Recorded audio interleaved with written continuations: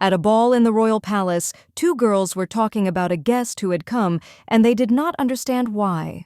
She stood quietly to the side without communicating with anyone at all and seemed quite lonely. The girls continued to whisper, saying that Stephanie had come to meet the greatest wizard. From the outside, it looks quite funny because how could he think that such a young man could even look in his direction? But upon seeing the modest girl, the young man immediately went up to her and began to caress her cheek with his hand. After which she smiled sweetly and called the girl a little fool. This is a story about the beloved of a great magician, but unfortunately her fate is already predetermined. Our heroine was walking down the hall with a cup in her hands and heard people calling her name. When the call had turned into a scream, "Why did she stay there so long? Let her move," the girl exclaimed. "She's coming."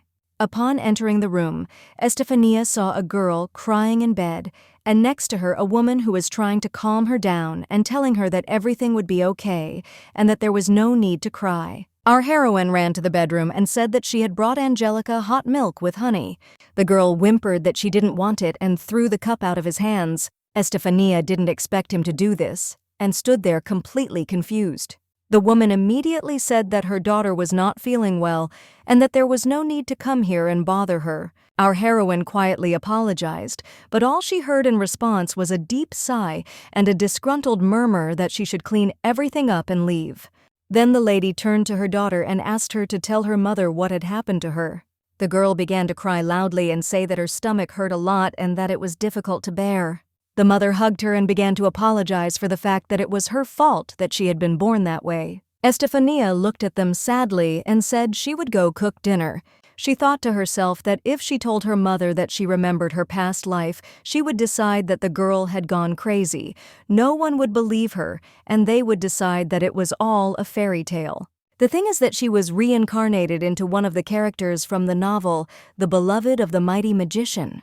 The story tells about a girl with a very unfortunate destiny who met a wizard, and he, with the help of his power, helped her return to her former glory. The main character's name is Angelica. Lana Bylest is her younger sister at the moment. It's very ironic to be reborn as her older sister, but she is definitely in the world of that work and clearly remembers its plot.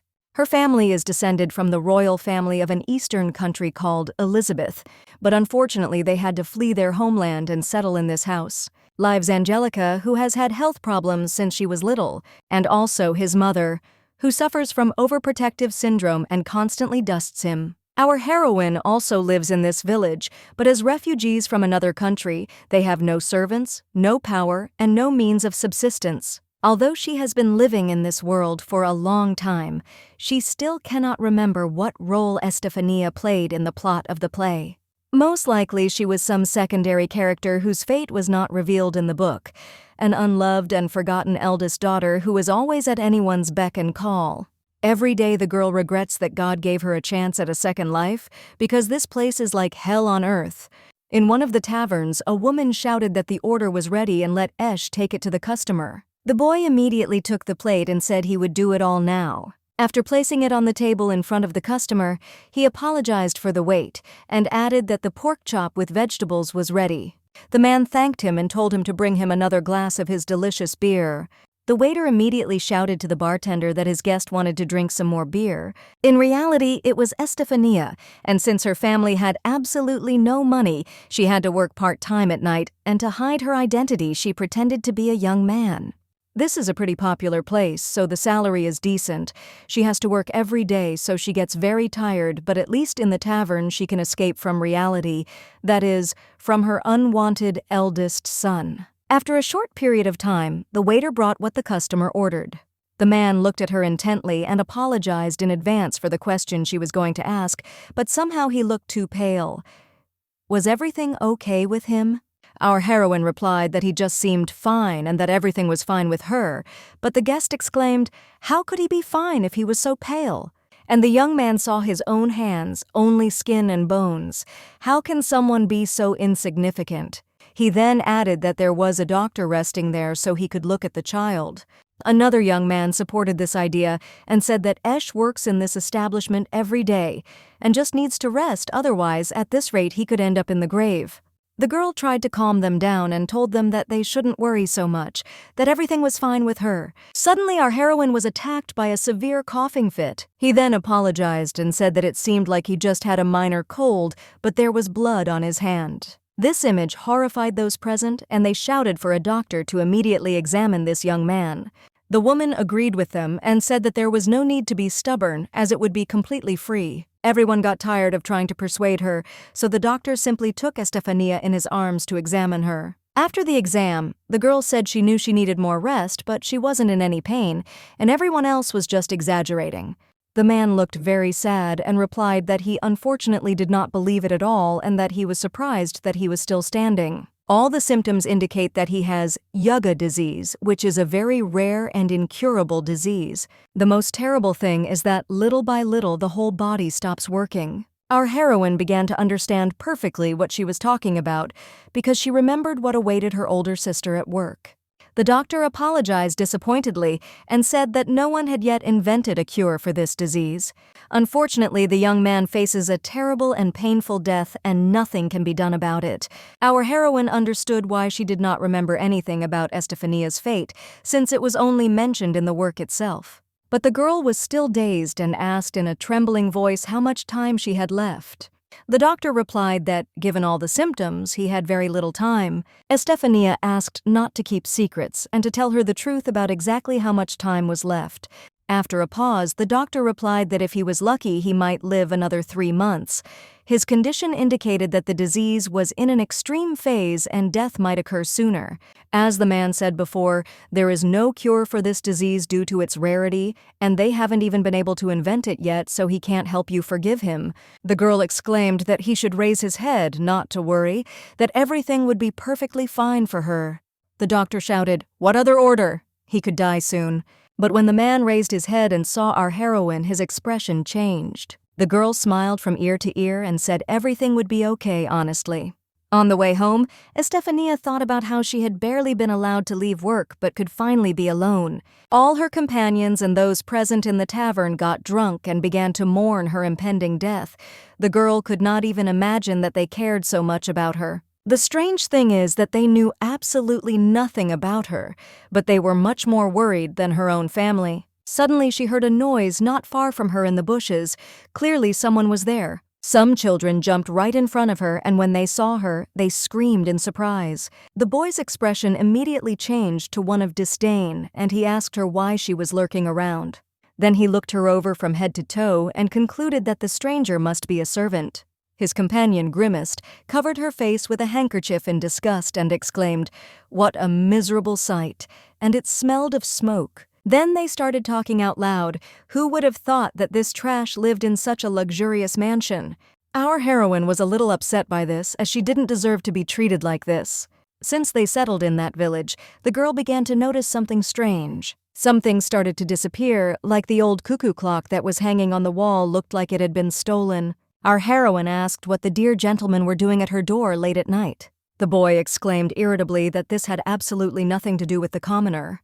Estefania did not want to get involved in the conflict, so she said that since it was like this, she would probably go, but suddenly they shouted, "Enough!" The seemingly sweet girl declared that if she told anyone that she had seen them there, then Milady would personally see to it that she and the entire family were eliminated. Our heroine didn't react to this and simply moved on. Opening the front door, the girl announced that she had arrived home. Angelica, who was coming down the stairs, said irritatedly that she was late. Estefania replied that it was late and asked why she was still awake. The youngest replied that she was sick. She lay in that secluded place as if in a cage, and she dared to go to bars and have fun for her own pleasure. Our heroine exclaimed that she was not having fun and that her little sister had misunderstood everything. The girl sighed deeply and asked if such a miserable existence, that is, being born with those cursed eyes, did not weigh her down. The reason they ran away from their homeland was because they and their sister were born with cursed eyes. While all royals have blue eyes, no one was happy about their birth. Angelica said that she is very envious of her older sister, even though she was not born with blue eyes, but she is healthy and strong and can easily go out on the street whenever she wants. And she is like a bird that was locked in a weak cage and suffers this pain eternally. Why was she lucky enough to be born healthy but is forced to exist and not to live? Our heroine looked at her and thought that her little sister was deeply mistaken. The main character of the work is Angelica, an exiled princess from an eastern country who lost her older sister to an incurable disease. In the novel, after Estefania's death, she changed a lot. The death of her relative influenced her vision of the world, and at this point they are approaching the very beginning of the story where the eldest dies in agony. Her mother came out into the hallway and noticed that her daughter was still not sleeping and said that it was cold in the house at night, so it was better to go to bed. Ignoring her second daughter, the woman turned around and started to leave, but our heroine called out to her. Mom turned around and irritatedly asked what he wanted from her. When the girl said she wanted to discuss something with her, the woman yawned and asked if she could wait until tomorrow morning as she was very tired. Estefania tried to object and said that she wanted to tell him something very important. The mother immediately hissed angrily at her that she should stop behaving so selfishly and let her sleep. Our heroine was upset by such treatment but said nothing more. Lying in her bed, Estefania thought that she still couldn't believe that she would soon return to the other world, but it was inevitable. She is destined to die again in 3 months, but would like to meet Mr. Shinel one last time. The powerful wizard Shinel Crowley is her favorite character in this novel, as well as being Angelica's future husband. I wanted to see him in person, at least with one eye, not just read a description of his appearance, but look at him, smell him, observe his facial expressions. Just by looking at the young man for a moment, he will be able to rest forever. Then Estefania sat up abruptly and wondered what was stopping her from meeting him, since she literally lived in the world of this novel. Since she is destined to die anyway, she can at least fulfill her long-held wish. After which, our heroine looked out the window at the full moon and whispered that she would definitely meet Mr. Shinel. The next day, when the girl went to the doctor, he realized that she was Esh. The girl smiled and said she came to thank him and say goodbye. The man asked him where he was going so spontaneously. Our heroine replied that she would head to the Central Lands. The doctor was surprised at first, but then muttered that perhaps there were specialists there who were developing a cure for Yuga's disease, but in his condition it was dangerous to go there. Estefania smiled sweetly and replied that there was nothing to worry about. That was her last, selfish wish before her imminent death. The man threw up his hands and said that if she really wanted him, then no one had the right to stop her. The girl noticed that this was indeed the case, after which she bowed and thanked him for revealing the truth to her. When the young man replied that he was a doctor after all and that it was his duty, Estefania said that she was still very grateful to him. The doctor suggested that all the boys in the tavern would want to see her off anyway if she would come to see them to say goodbye. Our heroine replied that she would also like to see them very much, but unfortunately it was time to go. After which, Stephanie turned around and began to walk away as there was little time. The man called her by her name Esh and told her that he did not know if they would meet again, but begged her to fight for her life until the end. The girl turned to him and told him her name was Estefania. Lana Bilest, please remind her. Upon hearing his full name, the doctor realized that he was a member of the royal family who had been unwanted since birth. The irony of our heroine's life was that her current life was no different at all from the past. She still had the same sick younger sister and the same mother who suffered from overprotective syndrome. There was also the elder sister who was forced to work every day from morning to night to provide the younger one with expensive treatment. Living a second life exactly the same had a persistent feeling of déjà vu. His previous existence ended due to constant overwork and severe fatigue. This time she was dying of an incurable disease.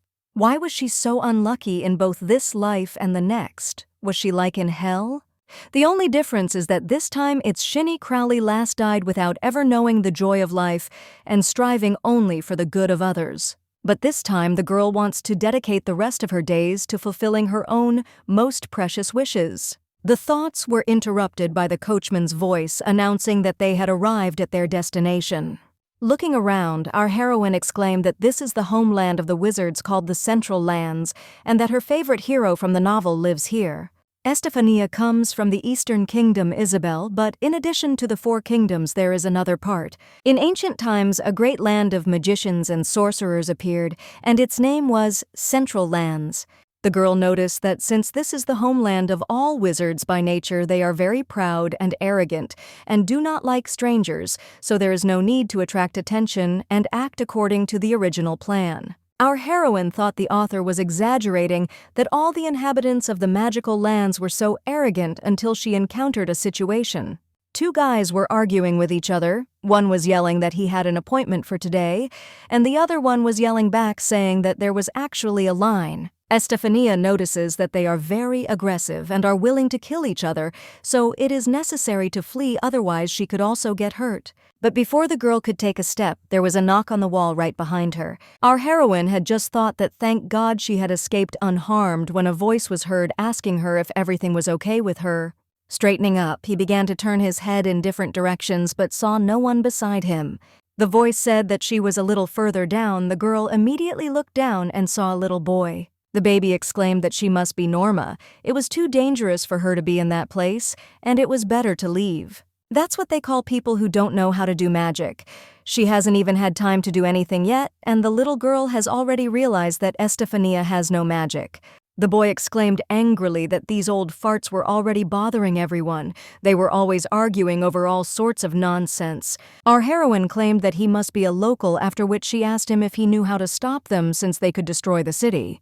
The boy replied that my lady should not worry, that such a thing would never happen as long as there was a master in the city. Suddenly, there was a powerful explosion behind them, and the boys who were fighting were swept away somewhere to the side. One of the young men holding the bruised area exclaimed, "What insolent fellow had dared to interfere in their conversation?" Then he looked up and saw the master, after which he came to the conclusion that this was his end. The young man hissed, "How dare you disturb their peace?" The boys immediately began to bow and say that they didn't want to bother him because they had just had a little argument. The boys really apologize. But the young man stood firm and decided to put them in their place with the help of his magical abilities. After the powerful explosion, the young people were left lying on a pile of stones, unconscious.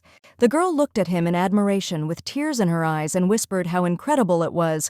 She couldn't believe she was seeing Mr. Shinel in person. Then I saw him getting ready to leave, and I realized that I needed to do something urgently. Then she ran towards him, yelling at him to wait a bit because she needed to say something. The young man decided to respond to his request, so he stopped. Without wasting any time, Estefania blushed and said that she loved him with all her heart. The young man was bewildered by what he heard and asked again what he had just said. The girl immediately came to her senses and thought that as soon as she saw his beautiful face, these words burst out on their own.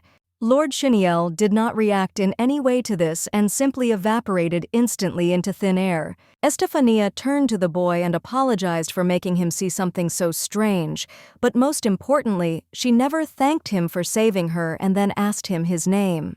The boy replied that he was always happy to help and said his name was Yuchi. Our heroine also introduced herself in response and said that her name is Estefania. Upon hearing her name, the boy asked if he could call her Fani. The girl replied, "Why not?" The new acquaintance was very happy and solemnly exclaimed, "Hooray!" Our heroine noticed that there was so much joy in his voice, even though it seemed silly that she even envied him a little. Then the boy said that she must have come to the Central Lands for the magic request. The girl replied that he was very intelligent, and that was exactly how it was. In this world, there were two types of people: the Norms, who could not cast spells, and the Wizards. At one time, the Norms were afraid of the greatness of the Wizards, so the latter devised a special service.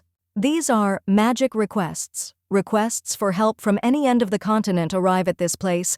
The magicians in turn agree to fulfill any request of the needy. Fani wanted to use this in order to meet with Shinel. The boy exclaimed that he was now willing to fulfill his request, although it was not obvious by looking at him, but he was a fairly powerful magician. Our heroine apologized and said that she had come to those places specifically to personally ask Mr. Crowley for help. Yuchi looked at her in surprise and said that if she wanted something from the master, then he couldn't do it. When Estefania asked why, the boy replied that there was really no guarantee that Shinel would personally respond to her request. First, the request is studied by the special services, which determine the complexity of the task and then assign a wizard. The wizard deals only with extremely difficult cases. The girl immediately became upset, but the boy added that he could hear her, and that depending on the question, he would give an answer as to whether Crowley would accept her. But our heroine was already deep in thought and thought that nothing would come of it. She didn't know that such a policy existed in the Central Lands. Her plan to meet with the knight failed in a matter of seconds. Looking at the sad Fani, Yuchi asked her if she wanted to marry the master. The girl was taken aback by such a question and did not know what to answer. The boy said that she simply confessed her feelings to him, and that's why he came to that conclusion. Estefania immediately began to say that he had misunderstood everything and that she did not want to marry him, that she was just a fan and nothing more. The boy apologized for such a ridiculous assumption, as ladies often come to them with such a request. The girl thought that the novel really said that many people dreamed of marrying him, but did she want that? Yuchi added that if my lady just wants to meet him, then he can help her with this. Our heroine was very surprised and asked how a baby could do that. The boy said that he could do everything even if it was impossible, and that everything else would remain a secret, after which the boy snapped his fingers and declared that they were going to meet the master right now. A broom immediately appeared under his feet, and he told his new acquaintance to sit down but hold on tighter. After this, they took off into the air and went towards Mr. Shinel. After standing in front of the gloomy young man for a while, our heroine thought that of course she dreamed of meeting him, but not in that atmosphere.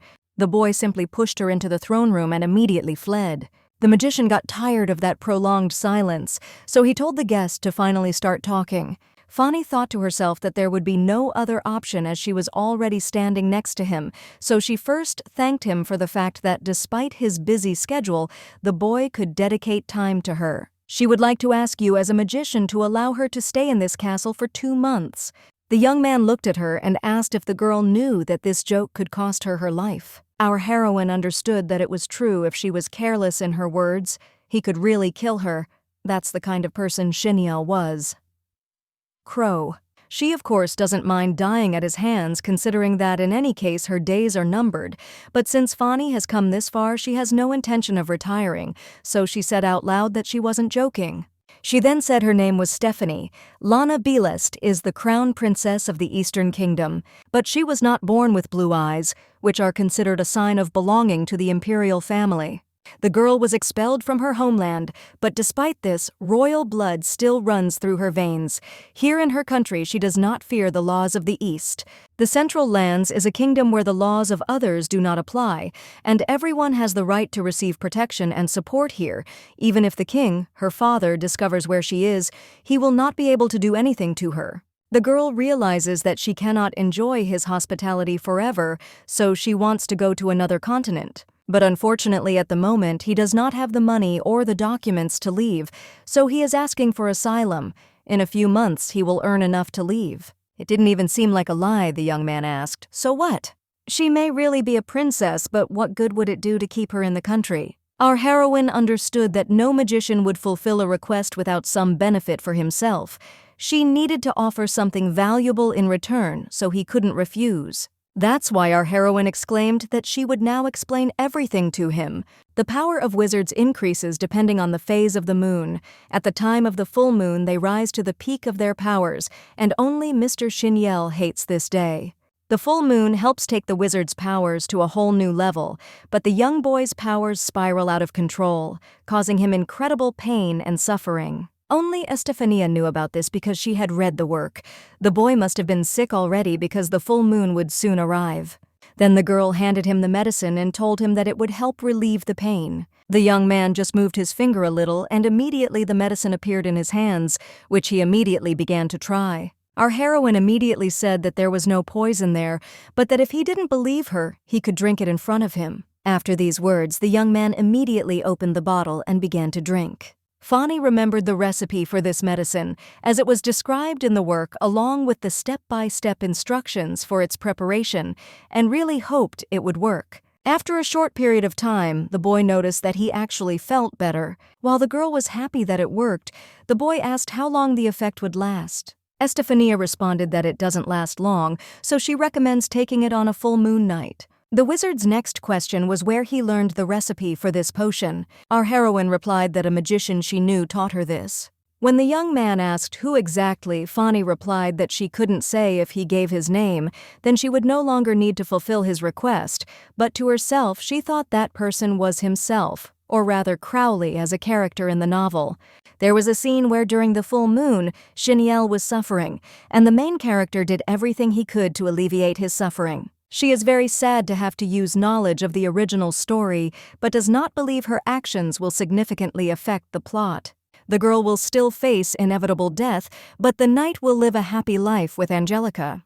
Suddenly, the guy pushed her to the ground and put a knife on her chest, after which he said that she was brave enough to be an ordinary woman, so it was time to confess everything honestly. Our heroine asked in surprise what he was talking about. Crowley said that today in the city she confessed her love to him, didn't she?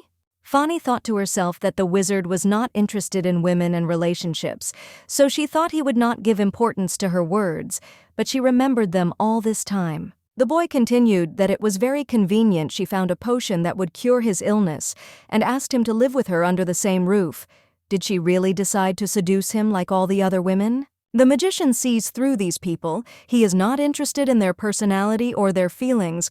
All he needs is the status of the wife of a great magician. Our heroine got upset that he thought exactly that way and whispered that the guy was wrong, after which she lost her temper and shouted that she didn't know anything about other girls, but that she really liked him.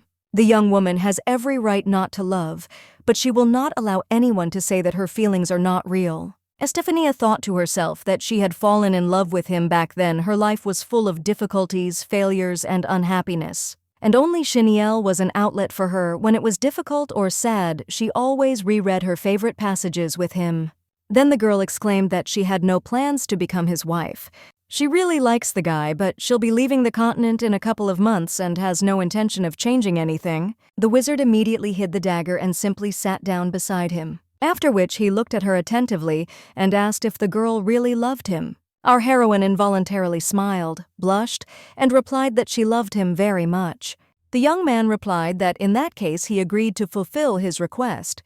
Estefania immediately said that she would live in that country under the grass and more peaceful than water, and that she would not bother him for anything. But she still decided to ask the knight why he was asking her about her feelings for him. The young man replied that he was simply convinced once again of one thing, that she was ideal for the role of his wife.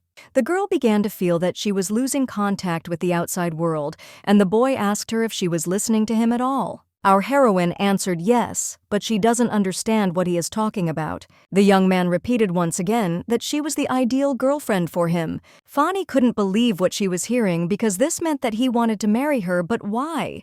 Because in the original work, Shinel only loved Angelica.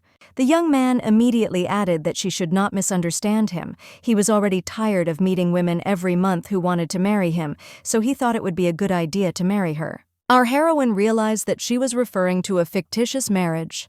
Crowley did not need anyone's love yet. Due to his status as a great magician, he gained power in the Central Lands. The guy is considered the most powerful ruler among all the kingdoms. In other words, if you win his heart, you can become the wife of the most influential man on the continent. That's why he started to suspect her, because every woman wants to be his girlfriend because of her status. It's not that Fani was against the sham marriage, but in 3 months she would die, and in 2 she would have to leave the Central Land.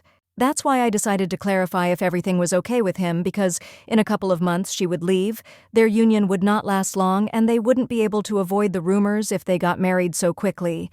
The young man replied that it did not bother him at all. If he were the bride, his presence in that place would not seem suspicious to him. Besides Mr. Shinel, there are many other wizards living in the castle. If Norma suddenly starts living there, she will attract a lot of unnecessary attention. But if she's in the role of Crowley's girlfriend, she'll be able to avoid sidelong glances in her direction. So after thinking about it a bit, Estefania exclaimed that she agreed. The great magician looked at her and said that they had now reached an agreement. The girl began to think about what she should do next. Maybe she should behave in some appropriate manner. The young man replied that this was not necessary, that he should first be assigned a bodyguard, and that he could contact him if he had any questions. Then the young man said to someone, "Come in," and immediately a guy appeared at the door. Our heroine looked over Shinel's shoulder to see who was there, and wondered what kind of character it was. Seeing the girl, the stranger exclaimed that everything was now clear to him. The crazy fan had returned to the presence of the master. Let the master give her just 1 second and he will be free of her. But when Crowley said that this was his girlfriend, the young man was paralyzed with surprise. From this day on, the safety of his beloved will be the boy's main concern. After which he quickly disappeared without allowing the bodyguard to ask him some questions that arose. Our heroine noticed that he disappeared without really explaining anything, which is very typical of her style. The young man muttered that of course he didn't understand anything, but since the teacher said it, then it was fine. The girl immediately introduced herself and told him she was glad to meet him. The young man said his name was Elliot and that he was the master's right-hand man. Estefania looked at him in surprise and thought that she didn't remember that such a character existed in the book.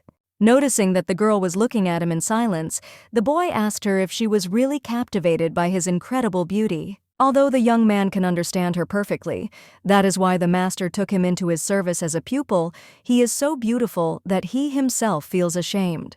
It's his gift and his curse. What can you do if the boy was born so perfect and beautiful?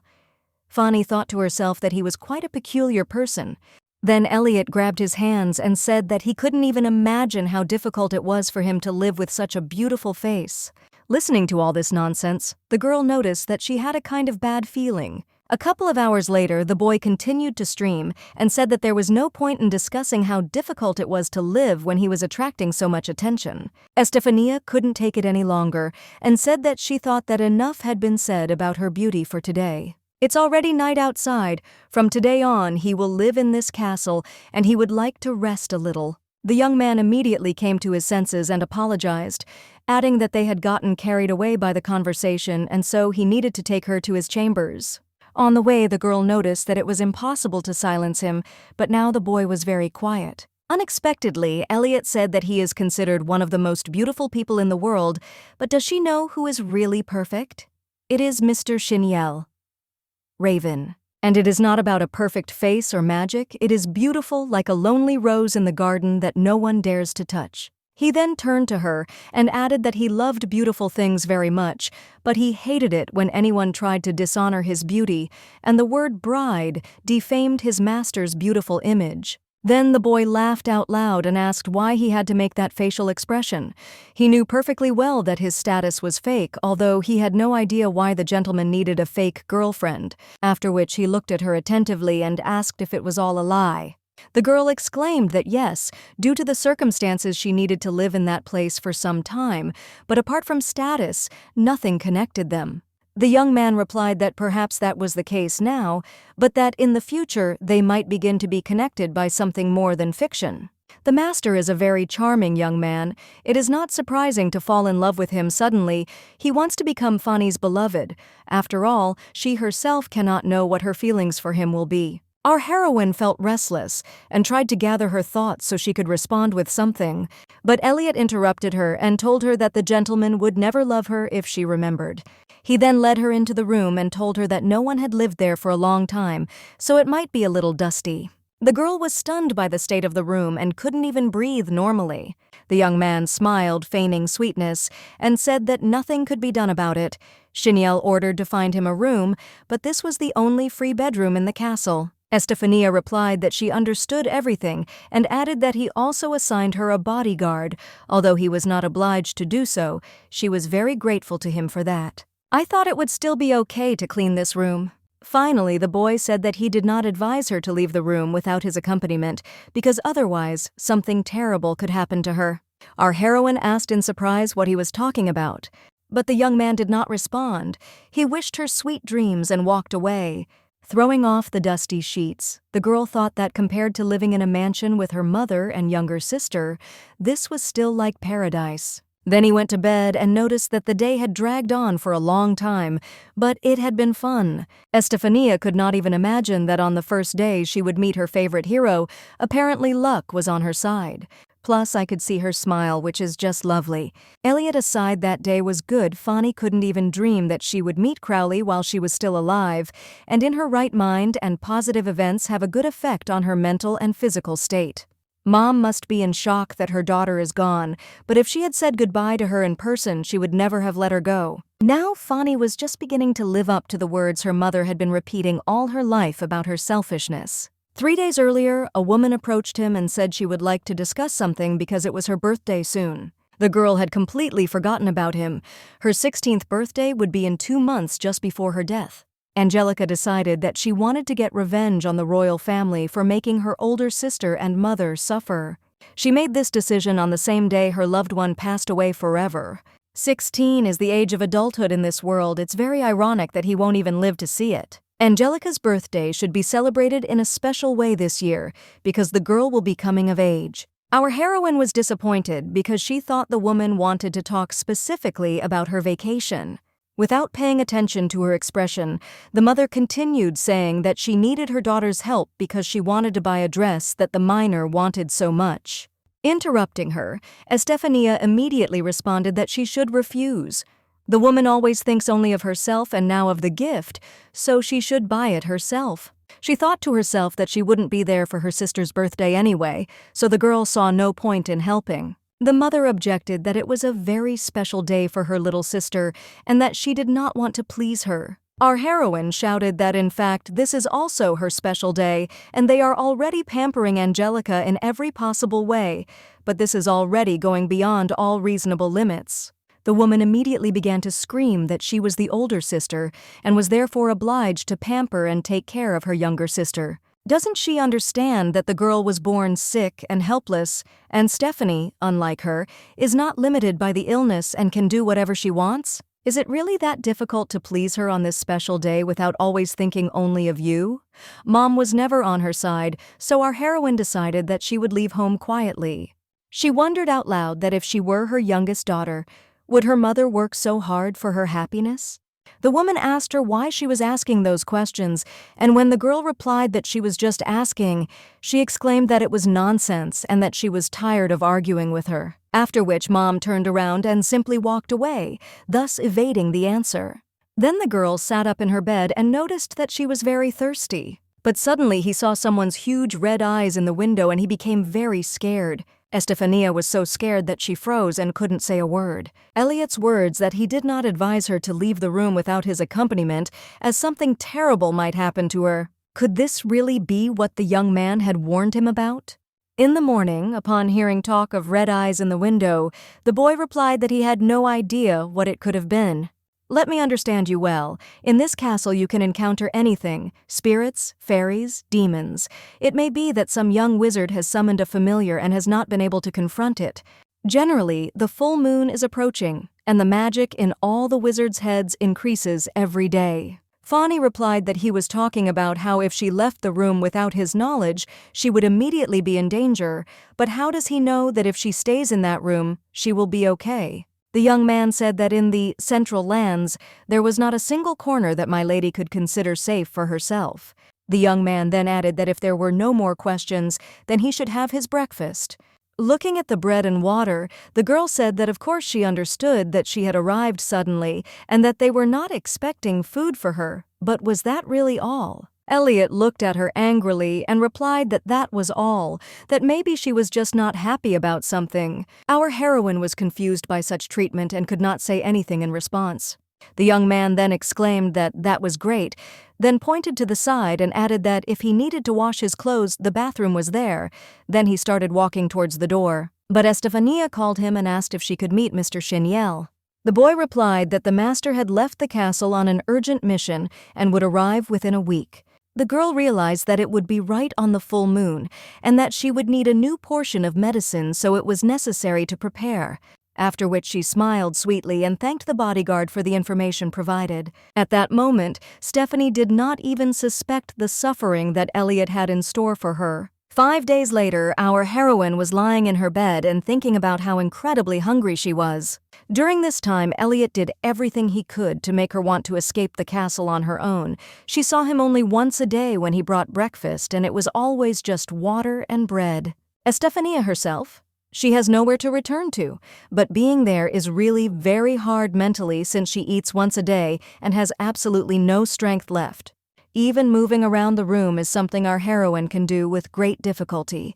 Fani cannot sleep peacefully at night, as she is again afraid of seeing a pair of red eyes outside the window. She is constantly and incredibly cold. If this continues, she will die of hunger rather than disease. It is simply unbearable. If you stay in the bedroom one more day, you may not wake up in the morning. The girl walked down the hall and thought that she needed to find Yuchi. Stopping near the balcony, our heroine noticed some people in the distance. Estefania found out that one of them was none other than Magdalena, dynamic Dot. The girl is the main antagonist in the original work, who is madly in love with Shinel. It was she who constantly prevented Angelica from getting close to him in any way. Many readers were irritated by Magdalena's stubbornness and obstinacy. People left comments that she was incredibly annoying, that she admitted defeat Crowley would never be with her. It's surprising the wizard didn't send her to hell, because how can you tolerate someone like her? In the novel, the boy tried to avoid her by all possible means. Did he really decide to marry her just so Lively could get rid of him? That's probably true, but if Fani becomes Shinel's girlfriend, she could be in danger from a crazy villain. If a girl sees her right now, it clearly won't end well. Therefore, she decided it was best to quickly return to the room before the antagonist saw her. When our heroine entered the bedroom, she was again attacked by a severe coughing fit. After this, seeing blood on her hand, the girl noticed that he had reappeared. Then Stephanie became very ill and simply passed out. Meanwhile, an irritated Elliot walked down the hall and thought about how much the young man bothered him, that he thought the girl would run away on the first night. As soon as this girl appeared in the castle, the boy immediately started following her, but due to the magic the master cast on his office, he can't hear what they are talking about. And then, having heard the master's wishes, she understood that he wanted to get rid of her. He actually lied to the dumb girl a bit, since Shinel's right-hand man is a little brat, but she won't last long. Once the boy makes her go away, Crowley will see her potential. Elliot discovered that the girl was the crown princess of an eastern country, and that must be the reason why the master did not take her out of the castle with such rough methods, but wanted the girl to leave of her own free will. Then the young man approached the gentleman's office and shouted that he had arrived. Immediately, a protective seal lit up beneath the door, meaning it was safe to enter. As soon as she entered, she immediately began to say that everything was just as the master wanted. That girl was already about to leave the castle because Elliot personally took care of this matter. The boy was more than sure that he had correctly understood her wishes and thought that she would praise him for it and promote him. But why lead now? The young man tries to strangle him. Already beginning to lose consciousness, the young man gasped for his master to forgive him and loosen his grip. After which Mr. Shinel hissed menacingly where Fani was at the moment. Crowley himself had ordered him to get rid of it so he could handle it himself. But the greatest wizard silently, with all his strength, hit him with his knee in the solar plexus. So hard that Elliot simply flew to the side like a rag doll, after which the boy shouted that he did not understand at all the reason for his anger, why he was so angry, because the young man did everything the master wanted. The young man muttered that he had asked him to take care of his girlfriend and not the other way around. Elliot shouted, "What other bride?" He understood that this girl was a princess from the Eastern Kingdom, and the master could not throw her out so easily, so he asked to deal with her. Was Elliot wrong? Shinel wanted to choke on her just like every other woman, so how did she deserve such anger? At that very moment, the master, using his magical abilities, tore off the hand of the self-assured young man. After which, the young man whistled that he had to immediately respond where Estefania was at that moment. The guy stammered and replied that he was in the room at the end of the east hallway. After Crowley heard the information he needed, he instantly disappeared. Elliot was left bewildered, wondering if he had made a mistake and if this girl had been loved by the master all along. When Crowley materialized in our heroine's bedroom, he saw that she was lying there completely exhausted and without strength, after which he immediately took her in his arms and moved to another place. When the girl came to after a while, she looked around and couldn't understand where she was at that moment. Estefania had never been there before and clearly remembers falling asleep in her room. When he returned to his bedroom, he fainted from hunger and woke up on the floor a couple of hours later. Then our heroine washed her hands of the blood that appeared during her cough. The last thing the girl remembers is that she fell exhausted onto the bed and fell asleep, and after that, she never woke up again. And how did Fani get to these luxurious rooms? Yuchi suddenly appeared and immediately ran to hug our heroine. The boy cried and asked for forgiveness for his sin. The girl stroked his head and asked him what had happened. I'm so sorry I didn't keep an eye on her and Stephanie had to face that damn narcissist. Then he suddenly moved away from her and said that she must be very tired and fell on her with his whole body, after which he asked her how Fani felt since the girl had slept for so long. Our heroine replied that everything was fine, that she was just very tired and nothing more. The baby exclaimed, "What does that mean?" She was just forced to live in a dirty closet for a whole week. She was barely fed, and she was not allowed to leave her room. This is not a joke at all. Estefania asked in surprise how he knew all this. The boy replied that the teacher told him everything. The night began by saying that she had now become his wife, and then told her all this. Yuchi told him that he should be the one to take care of her, but he was urgently called to the city by request, and Shinel was forced to entrust the guard to Elliot. However, no one could have imagined that the young man would keep her in such terrible conditions, and Mr. Crowley cruelly punished him for it. The girl thought to herself that everything was clear now, and at least she was very happy that the boy would now take care of her, after which she asked if he had moved her to that bedroom. The boy wanted to start explaining everything, but suddenly a man appeared. Then she turned to him and exclaimed with joy that Stephanie had finally come to her senses. Then he realized that it would probably be a nuisance, so he said he would go get breakfast and leave them a secret for now. Fani immediately said that Yuchi told him everything. Apparently he personally tidied up this room, but the one Elliot gave him was enough, so don't scold him. He then apologized for worrying everyone and said that he had prepared some medicine for him. But when the girl suddenly stood up and said that she would now go to her room and bring him back, she suddenly felt sick and very dizzy. To prevent her from falling to the ground, the young man managed to catch her. Hearing the wonderful aroma emanating from it, our heroine wondered what that wonderful smell was. Perfume or conditioner for washing? She had never heard anything like it, and nothing could compare to it. Then he suddenly came to his senses, thought about what he was doing, and exclaimed that he was asking for forgiveness, that he did not want to touch him intentionally, that it would not happen again. But the guy pushed her hard so that she would lie back down on the bed. The girl began to get up and complain about her medicine. The gentleman covered her mouth with his hand and asked if she could remain silent for at least a while, after which he sat down beside her and asked her what she thought. How a girl could allow a servant to treat her so roughly. Fani objected that Elliot also brought her food and water every day, and that she felt so bad not because of his actions, but simply because her health was failing. When the young man addressed her by name, our heroine noticed that this was the first time he did so. In the original story, the guy never called people by their names. He had no need to do so. He simply didn't remember the names of the people around him. But he only remembered the name once when he met Angelica and was amazed by her beauty. Suddenly, Shinel hissed that this was simply disgusting. His politeness and self-deprecation were incredibly annoying.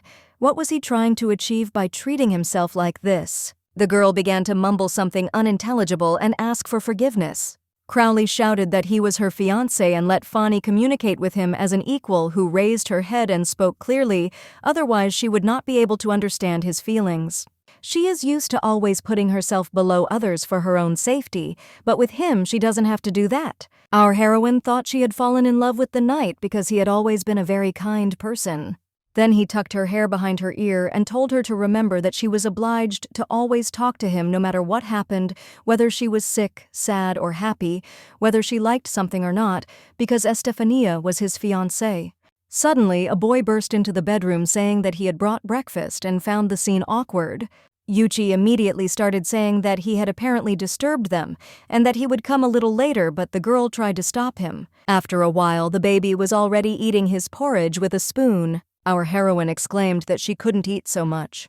The boy looked at her with puppy eyes and said that she had put a lot of effort into making this breakfast, so how could she not like it? Estefania realized that her charm simply blinded her eyes, but how can she eat in peace if her master literally burns her with his gaze? Yuchi guessed this and said that the master was embarrassing her, so she should leave. After these words, the young man immediately disappeared from the room. Our heroine was outraged by what she had just done, but the baby told her not to be nervous and to eat. When the girl finished eating, the boy asked her if she knew why he couldn't cure his fatigue with magic. Estefania replied that she needed to think a little, and to herself she began to reflect that it seemed like the novel described the reason for this, but she didn't remember anything at all. Yuchi exclaimed that in that case, he would now explain everything to her, and they would start from the basics. Every person's body contains magical power in their world. People whose volume of magic exceeds the permissible limits are called magicians. The amount of magic each person has is an innate trait like the color of a baby's eyes. So from a very early age, it is possible to determine whether a child will become a wizard. But now the time has come for sudden questions. If a baby was born with a magical norm, what is the probability that when he grows up, he will become a wizard? Our heroine thought for a moment and replied 30%. The boy replied that no, there was no way that a magical Norman could never become a wizard. Norma will never be able to become a magician. Not even the full moon will help them. And if they try to artificially increase their magical power, there is a high risk of death. And when using healing magic, the magician directs his magical power towards another person. Fani continued saying that if the volume of this patient's power is less than that of the magician, then he will be in danger of death. Therefore, no type of magic can be used under normal conditions. The boy exclaimed that she was an intelligent girl and that she understood everything perfectly. Our heroine replied that it was all because he was simply a wonderful teacher. If before arriving at the Central Lands, she knew clearly that no magic could cure her, then she no longer hoped to be cured of her illness. All she wanted was to meet Mr. Shinel. After which the girl asked why Yuchi had started this conversation. The boy replied that when he was in his room, he noticed something. There was a bucket of water in the corner and all the liquid was blood red. With the help of a magical analysis, the baby realized that it was his blood. Our heroine is clearly trying her hardest to hide something from them. She's not hurt, so where did the blood come from? Estefania thought that she couldn't tell the truth about her illness, so she would have to lie. That's why she replied that she didn't want to say it, but because of the feeling of hunger, she felt so dizzy that she fell and slightly hurt her neck. The girl immediately started bleeding, so Fani cleaned everything up and washed her hair. The boy exclaimed in horror that he could have hurt his head and that he should let him examine it immediately. Our heroine immediately said that the wound had already healed and that there was no need to worry so much. Yuchi shouted that how could he calm down now that he knew she had a bruise on her head. The girl told herself that she seemed to have made things worse, but she said out loud that everything was fine and that nothing hurt, so she shouldn't worry. The boy replied that if it was really like that, then it was fine, as he had said before, they wizards cannot heal wounds according to magical rules. That's why she asks him a lot that if something hurts him, he lets her talk about it immediately. Yuchi will make sure that she is examined by a good doctor. Our heroine said that she would like to ask him something why he was so kind to her since their first meeting. The boy replied that it was because Fani was very inspiring. Estefania asked in what sense, since she had not done any of that. After that, the baby just looked at her silently with the kindest smile she had ever seen. Our heroine never knew what he meant, but for some reason that smile suddenly made her soul feel warm and calm. After a while, Yuchi brought her a beautiful dress and exclaimed that she needed new clothes. It is enchanted so that its size can be adjusted to the person wearing it if they want to try it on. The girl noticed that it was very beautiful and asked if she could really take it. The baby replied that of course it was made especially for her. Fanny asked if it was the boy who sewed it, but he replied no, that in his castle lived a sorceress who sewed clothes for everyone. Our heroine was shocked because she didn't even know such magic existed. Then she felt a little embarrassed and asked me to convey her gratitude to that girl. Yuchi added that it was indeed the master who ordered the sorceress to create this shirt, and it was also he who brought her to these chambers. The girl was baffled by the information she heard and asked if it was really him who found her in the room. The boy replied that the gentleman personally interrogated Elliot and forced her to tell him where she was, and then immediately went to her bedroom as he could not allow his beloved girlfriend to suffer. Estefania responded that the word loved is not entirely correct. She and Shinel have a completely different relationship. The boy asked in surprise that they did not love each other. Our heroine said that before jumping to conclusions, I should tell her how the teacher introduced her. The boy replied that he hadn't really said anything. He had simply said that from that day on she was his girlfriend and that now Yuchi had to take care of her. The girl realized that Crowley had again not explained anything to his subordinates, but that was of no importance. They all misinterpret their relationship, how she will leave the gentleman after a few months. If the young man does not dedicate all the details to them, she simply needs to talk about this with the baby. Our heroine decided that she would try to explain everything to him while she had the chance. But unexpectedly, with the help of magical abilities, the boy dressed her in the dress he brought. After which she said that all this was of course very interesting, but that they would discuss everything in detail when she had fully recovered. When he was about to leave, the girl grabbed him by the cloak and said, "Wait." Yuchi asked what was happening. Maybe something was wrong. Estefania thought to herself that even though she had been placed in a better room, she was still afraid of being alone, so she tried to find the words to explain everything properly. But the boy himself asked her if she was worried about the red eyes she saw in the window. Fanny replied that even though she had only seen them once at night, she still couldn't get that image out of her head, and that's why she couldn't sleep peacefully. When the boy thoughtfully replied that he had understood everything, the girl asked him if he knew who it could be. Yuchi replied that he knew who he was, but to find him they would have to wait until night. And right now, our heroine needs to sleep and gain strength. After touching it with her finger, the girl fell asleep instantly. Finally, the baby told her to sleep peacefully and have the warmest dreams. When the girl opened her eyes late at night, she saw a gentleman sitting on the edge of her bed. Noticing that she had already woken up, the young man took her in his arms and told her it was time to get up. Then the young man and she simply flew out the window and floated in the air. After telling her to look down, our heroine saw a whole group of wizards. There he saw a huge animal that looked like a snow-white fox with red eyes. Shinel said the boy told him he met him at the castle. He was a familiar. Some wizards invoked him to help them in battle and in everyday life. Estefania noticed that it was now clear who she saw at night, and it turned out not to be so scary. As soon as the young man showed him what scared him so much, the fear immediately disappeared. The boy must have asked him for help to overcome it. Our heroine approached the young man's face and thanked him for showing her this.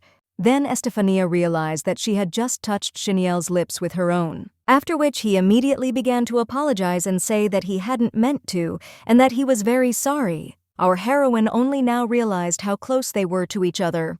She wanted to tell him that it was time for them to come down, but she saw from his expression that the young man was in great pain, but it was not her fault. The girl completely forgot that today is a full moon and this is the day that Mr. Crowley hates. They immediately moved to the bedroom and our heroine realized that this was her room. The young man felt very ill and was suffering from convulsions. Fanny realized that it was because the moonlight fell on him that the mana in the master's body began to go out of control, and it was all because of her. Our heroine was very scared, and to dispel her fear, the baby asked the teacher to show her that relative. Our heroine realized that she urgently needed to bring him the medicine she had prepared. Suddenly, the young man grabbed her by the dress in an attempt to stop her. Fanny said that she needed to bring him medicine, and that it wouldn't take long for him to let her go since she wanted to help. But the young man simply snapped his fingers and his suitcase appeared in the bedroom. Estefania immediately ran towards him and began to search for what she needed. After which, he quickly gave the young man this medicine to drink to make him feel better, but Crowley couldn't even take a sip and it all spilled out of his mouth. The girl prepared this potion for only 2 months. If the master does not take it now, she will remain in agony all night. Our heroine must do something because she can't let him suffer. She wanted to pour the medicine from her mouth to his mouth, but she doesn't think this will help open his jaw. What should she do in this situation? At the door, Fanny saw a boy who, smiling sarcastically, said that he had seen everything. Estefania immediately exclaimed that he had misunderstood everything and that she had no intention of doing anything. Yuchi said that the lovers wanted to have a private moment at night under the full moon and that it was very romantic, but the girl objected that it was not like that. Then he handed him a bottle and told him that this medicine could ease the night's suffering if he could help him drink it as soon as possible. The boy replied that in general one should not use magic on the master during the full moon. But first, he will drink it himself only a little since otherwise he will not be able to help him. The girl replied that it was fine, but she couldn't understand how it was connected to Shinel. A moment later, he exclaimed that everything was ready, and Estefania saw that the young man immediately felt better. Our heroine breathed a sigh of relief, but thought that no one except the master should know about this medicine. The boy said that there was no need to worry so much. He already knew that she knew how to make a potion against Crowley's illness, since the knight had told him everything. After all, he was his main assistant, and no one else would know. The girl immediately calmed down and thanked Yuchi, then added that if he knew about the medicine, then he should know the truth about his relationship with Shinel. The boy asked in surprise, "What else is true? She is the master's girlfriend. What else should she know?" Our heroine gathered her thoughts and began to tell him everything. After hearing all this, Yuchi laughed out loud and said that it was now clear why she had been so evasive this morning. Estefania said that the man simply does not tell or explain anything to anyone, and that is why it happened like this. The boy said that all this meant that she would be under his protection for 2 months, so if she needed anything, she just had to tell him. Then he exclaimed that he wanted to show her something, and to do so they would have to fly to the roof of the castle. She would be very happy with what she would see. The boy didn't really explain anything to her, so she just had to follow him. There he saw Elliot tied to the top of the tower, sobbing loudly and screaming that he was wrong and that he should be forgiven. Our heroine asked in surprise if this was really what he wanted to show her. The baby said he took revenge on his attacker and got what he deserved. Estefania asked him carefully if he had gone too far. Yuchi replied that he had decided to go against the master's will and had hurt his girlfriend, and he felt that Elliot deserved an even greater punishment. The boy burst into tears because he wanted the best. He thought the knight was eager to get rid of her like other women, but he couldn't even imagine that she was so important to him. After these words, the boy pressed the button and a fist with a boxing glove automatically hit him in the face. He then added that Elliot did not understand anything at all. The boy gave him the opportunity to apologize to his guest, but he lost his only chance of salvation. The girl told herself that it was better not to anger that boy. Yuchi said that although this hard-headed narcissist was punished by her, she probably wants to get revenge on him herself, so let him take this thing, press the button, and the glove will hit him with full force. Fanny immediately started making excuses and saying that she wasn't anxious, that he already looked pretty beat up, and looking at him she wasn't angry at all. The little boy first asked if she was sure, but then said that he would remain hanging at the top of the tower for a couple more days. The girl giggled nervously and thought that this sweet boy turned out to be even scarier than the knight. A moment later, they were back in our heroine's bedroom. Yuchi said that he was about to leave the continent and would like to do something as a farewell since there were only 2 months left. Estefania replied that in reality she and the gentleman had already done a lot for her, so asking them for more would be rude. The boy exclaimed that he had promised to do everything he could while taking care of her. Didn't he really want to have fun visiting a beautiful place? They would do anything, Fanny asked. Our heroine began to think that if she thought about it, within 2 months the day of her death would come. 572. He didn't even think about what he would like other than meeting Mr. Shinel.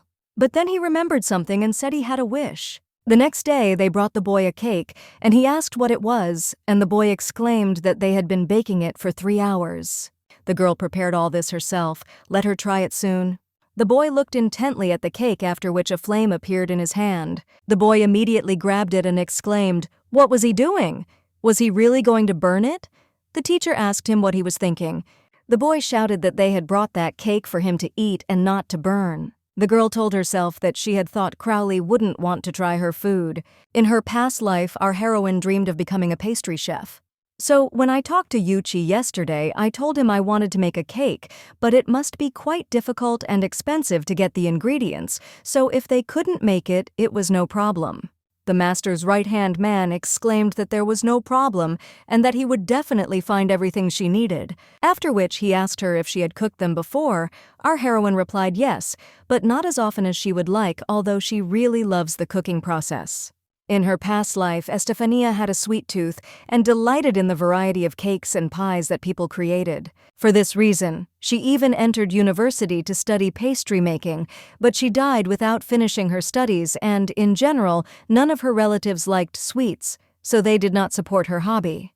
But there are people in this world who would like to treat themselves to their baked goods. The boy asked her if he could try her candy. The girl replied that, of course, she would be very happy if he ate it. Shinel will test them. Yuchi exclaimed that he didn't even know because he had never seen the guy eat anything sweet. In fact, Fanny knew that the teacher had the same taste for sweets as her, although there was no hint of it in the main story, but the author wrote about his addiction to sweets on social media. And if the creator of the work himself spoke about it, then it means that it is the pure truth. The boy exclaimed that since she would personally prepare the sweets, Crowley simply couldn't refuse her. However, the next day Shinel did not want to try even a piece. Perhaps if this fact was not written in the work, then it has no importance. Still, this was the usual information of the author after the publication of the novel. Even the main character did not know about his love for cakes. Even if it is true, it is unlikely that the knight would reveal his passions to an ordinary stranger. The boy asked disappointedly that he wouldn't even try the cake. Estefania thought to herself that maybe she had wanted too much. There was no point in forcing him to eat. It would be better to just leave. But the boy asked if he was sure that the girl had worked so hard to make that cake in order to please the master. Our heroine was baffled by what she heard and thought, why did he mention that? Yuchi turned to Fani and asked if the master could eat if he didn't want to. She replied, of course. Then he grabbed her by the hand, dragged her with him, and told her that they had to go to the kitchen so he could make them some tea. But suddenly our heroine felt that she could not move at all. Looking down, he saw a glowing formation beneath his feet. It was the young man who told the boy to put it back in its place. The boy pretended to be stupid and asked what exactly needed to be put back in its place. Mr. Shinel did not respond and began to remain silent, staring at him. Yuchi exclaimed, "It's okay, God be with him," and put the cake back in its place. Then the boy began to walk away from the office with an angry look. The little girl was taken aback to see that he actually wanted the little girl to leave the cake where it was. Apparently she should leave now, too. But then he saw the magician break off a piece and eat it immediately. He couldn't believe what he was seeing. After which he asked her if she liked the taste of Shinel because she had tried it. The young man replied that it was very good, that he had done everything well. Estefania was surprised that her favorite character was eating food that she personally prepared and she liked it. Maybe it was a dream. When the boy asked her if she had really done it herself, the girl exclaimed yes, but the baby helped her a little. Then she said that she would like to ask him for permission from that day on to cook in the kitchen and sometimes invite him to sweets. The young man replied that he was not at all against it since she had done well. Our heroine thanked her and remarked to herself that she had succeeded in pleasing Mr. Crowley himself. But she won't be able to cook him many times before she dies, and seeing how Fani eats, she thought that she loved him very much. That's why she asked him if she could express her feelings during their encounters. She had a great desire to share tenderness with the man she loved with all her heart. The young man asked in surprise what it meant to express feelings. Our heroine answered that in the literal sense of the word, but if it is unpleasant for him, then of course she will not force him. Shinel replied that if she wanted it so much, then why not was nothing compared to how she shamelessly stole his first kiss. Fani exclaimed that she never intended to do this and regretted what happened and swore that it would never happen again. They can enter into a marriage contract under which she will be obliged not to touch him under any circumstances. But the young man replied that he did not care and that they would manage without any agreement, especially since it would not last long. Stephanie thought to herself that he was right. It would take longer to conclude the marriage contract than it would take her within the walls of this castle, since their relationship would only last 2 months. All these requests, the contract for her stay here, everything at first was beneficial only to her. She was lucky that the master allowed her to stay. Therefore, she replied that he was right, so she would try to keep her distance from him and not cause him any inconvenience, and let the boy forget about his selfish request. She thought to herself that he would hardly believe her, but she no longer felt like burning with shame, so she said out loud that in that case she would go. Finally, he added that he had completely forgotten to tell her that he had been in bed for several days because of the full moon, and that he was glad that she was feeling better now. When she had already started to head towards the front door, the young man called her. Our heroine realized that he was calling her by her name again. Turning around, the girl saw that the knight was standing right next to her. After which, he carefully asked if the young man wanted to tell him something. The young man said that in a week he would go to the northern lands and Fani would go with him. The girl replied that she was not against it at all, but why did he need her there? Shinel exclaimed that he should ask that scoundrel and disappeared from the office. After a while, Yuchi explained that the master had received an invitation to the coronation of the new ruler of the northern lands. Recently, the king and the first prince had passed away unexpectedly, and now the second prince would ascend to the throne. Realizing that he had no idea what was going on, the boy said that the knight himself should have explained everything to him. Our heroine laughed and asked why the boy agreed to go to the coronation. He seemed uncomfortable in such places. The boy explained that there would be royalty from all over the continent, so it was no surprise that the teacher was invited, and after all that, there would be a festive evening. Estefania now understood why the gentleman would take her with him that night. If he was alone, then no lady would miss the opportunity to attract his attention. But if there is a girl present there, the young man will be able to spend his time in peace. Our heroine muttered that she would be able to cope with all of this. The little girl exclaimed that this was a normal reception, that they'd let her relax and enjoy, that they transfer all those worries to Shinel, and that she can have fun alone. Fanny replied that she was right, and that it would be hard for him if she got under his feet. Yuchi then said that the important thing for such an event was that he needed an appropriate outfit. The girl replied that she had nothing of the sort, but the boy laughed and exclaimed that there was no problem, the dress would be his business. After which he approached her and told her that they would go to the magic studio right now. Upon opening the doors, the little boy immediately greeted everyone present.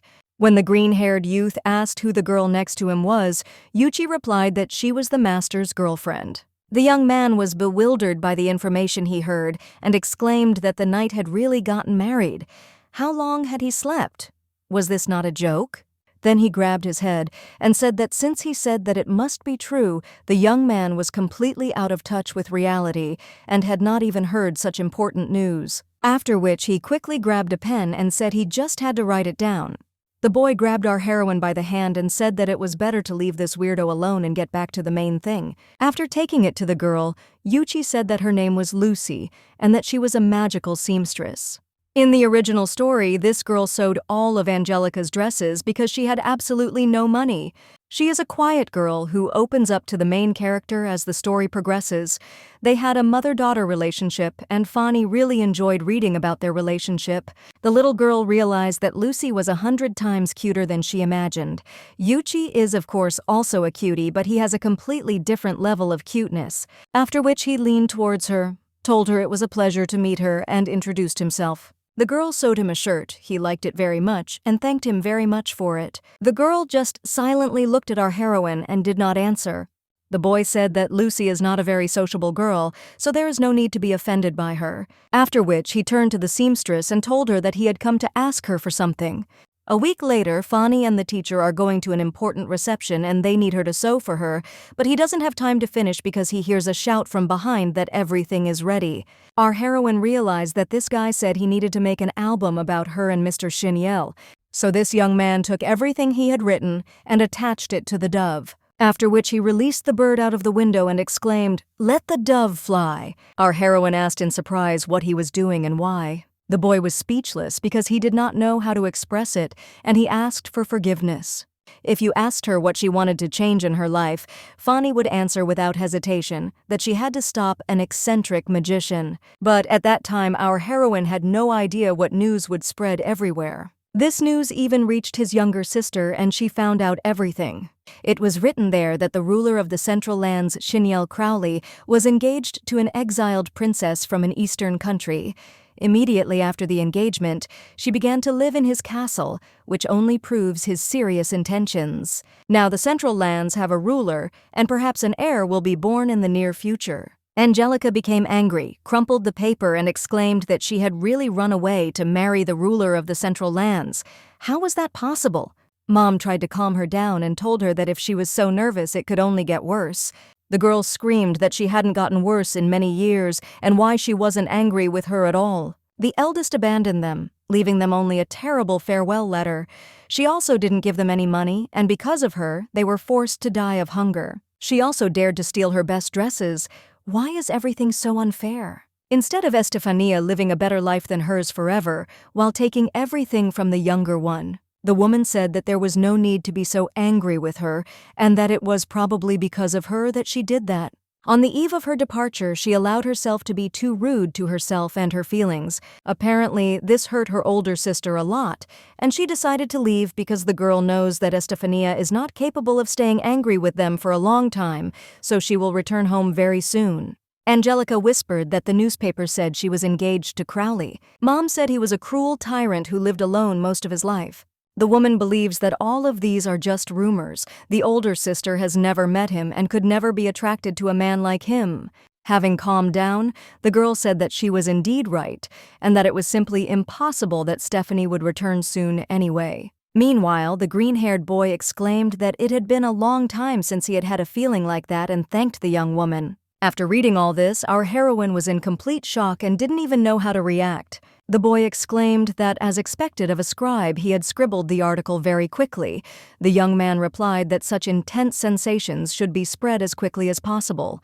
He spread the good news and is responsible for a newspaper that is read throughout the continent. Estefania was completely horrified, because now not only the Central lands knew of her engagement, but also the Eastern ones. The main problem was that now Mom and Angelica will see this news. It's just some kind of nightmare now. Absolutely everyone knows about her with Mr. Shinel. Then the boy remembered that he needed to introduce himself and said that his name was Piss, and that he was in charge of spreading information. That was his hobby.